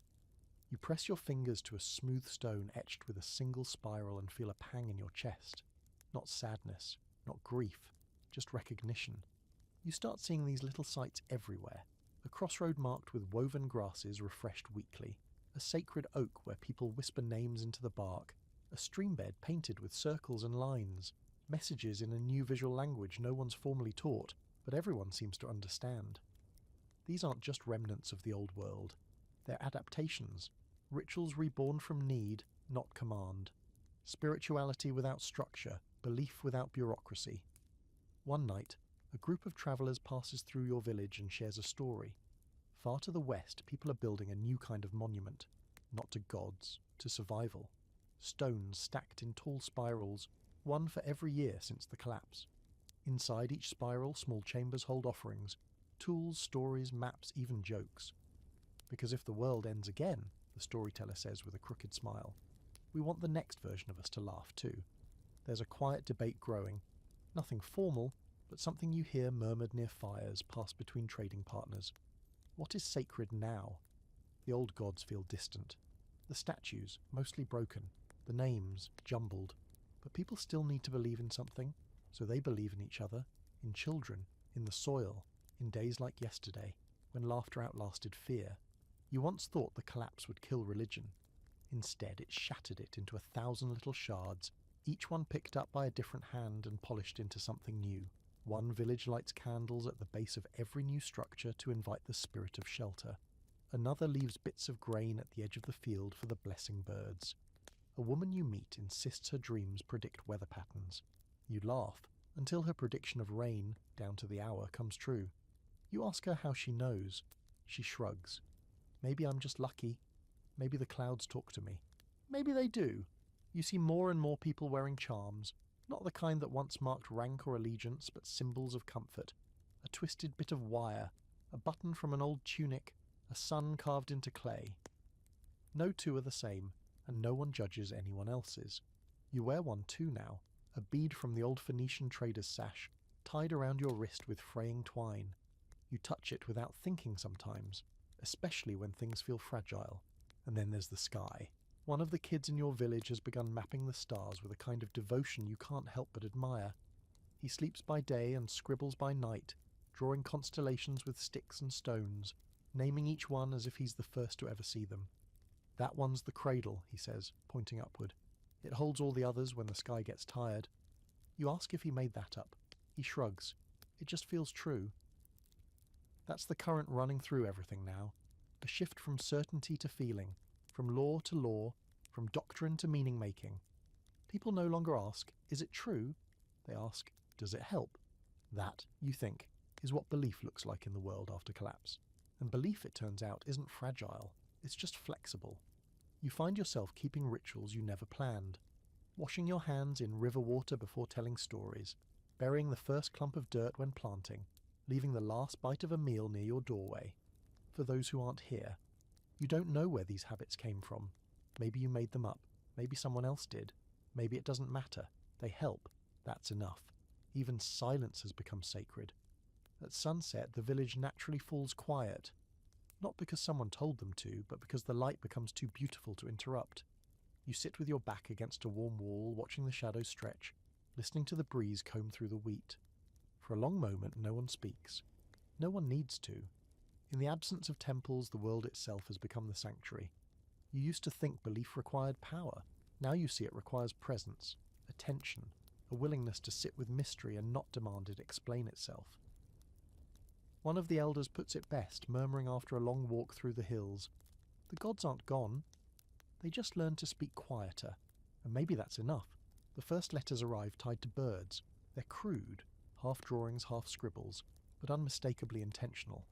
One is wrapped around a pigeon's leg with a dyed string. Another comes rolled into a little reed tube dropped at the edge of a field by a hawk that doesn't seem entirely wild. The words, where they're legible, are fragmented. Grain ready, rain soon, travellers north, safe, we return soon.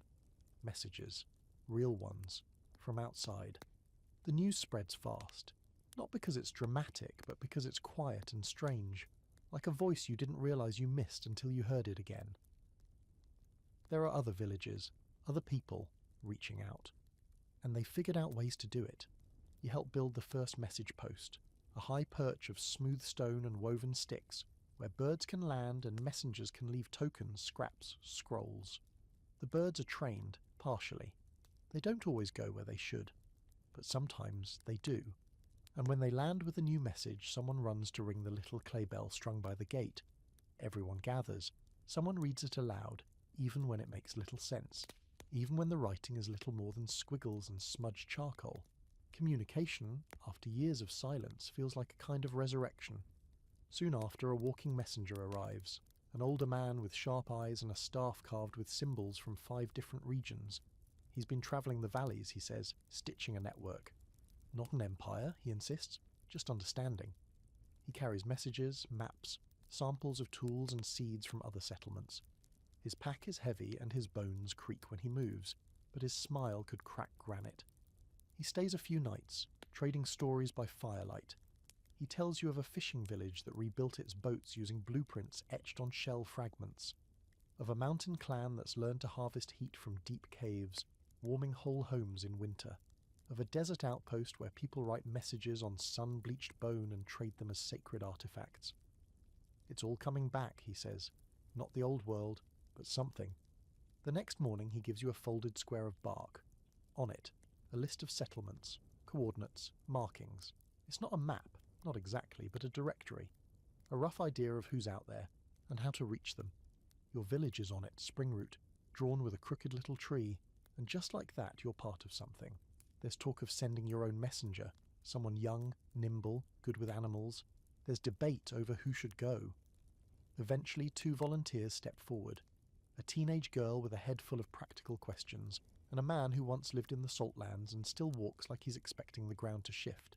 They're given packs, dried rations, a reed scroll of greetings written in 5 dialects, and a carved token bearing your village's symbol.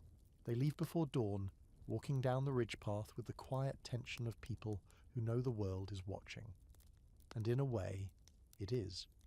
In their absence, you feel the pull of connection growing stronger. People begin trading knowledge more freely, not just goods, but ideas. Someone suggests a unified set of symbols for communication. Not a full language, but a shared shorthand. A drawing of 3 waves to mean safe water, a spiral for news ahead, a handprint to mean we passed this way. It spreads like wildfire.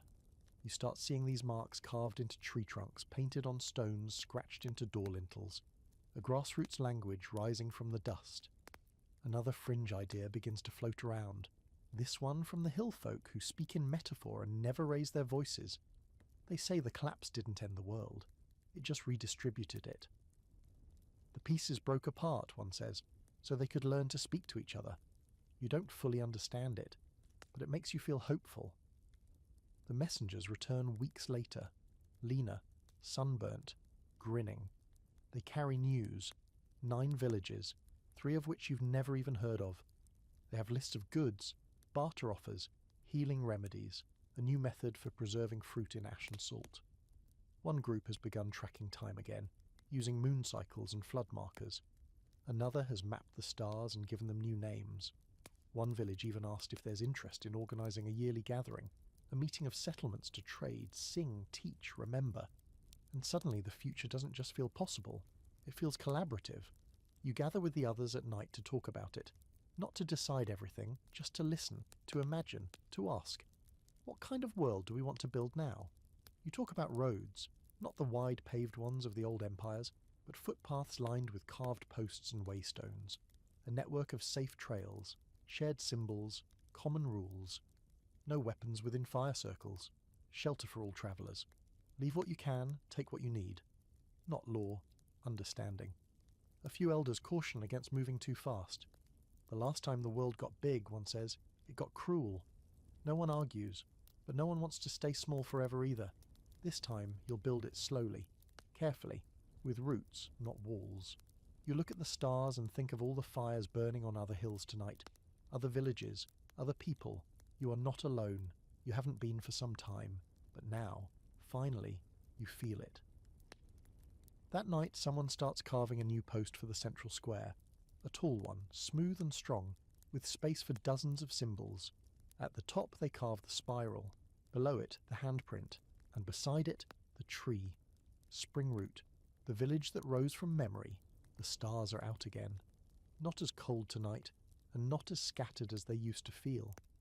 You lie on your back outside your hut, your hands folded behind your head, and above you the constellations seem less distant, less like ancient fires and more like signposts, like something guiding you somewhere. Maybe not to cities or empires or the kind of future with towers and wheels and endless noise, but to something quieter, something shared. Around you the village settles into its usual rhythm, a child crying, a goat's sleepy grunt, the last crackles of a cooking fire as someone stirs embers and covers them for the night. You hear low voices, two people trading stories, laughing gently, and farther off, the soft flap of a bird's wings, maybe one of the messenger pigeons returning home. Maybe it brought something with it, maybe not. Either way, someone will check in the morning. This is how it is now, a world without the weight of old kings or the clamour of bronze-choked armies. No taxes carved into stone, no gods with golden teeth demanding your best goat, no perfect roads stretching across a brittle map. All of that broke, all of it fell, and yet here you are, still breathing, still learning, still laughing, still building something new out of the bones of something old. You don't need a monument to prove you are here. You've planted seeds, you've taught children, you've remembered the names of those who didn't make it. That's your legacy now. Not a temple, not a crown, but a rhythm, a way of life. A second chance made out of sticks and songs and shared meals. And maybe someday, long after you're gone, someone will sit by a fire in a village whose name you never knew, and they'll tell a story. Maybe your story, or maybe just something close. A tale of how the world fell apart and somehow, impossibly, the people in it didn't. They'll say, there was a time everything broke, but the people bent, and then they built, and that will be enough. Good night, sleep well.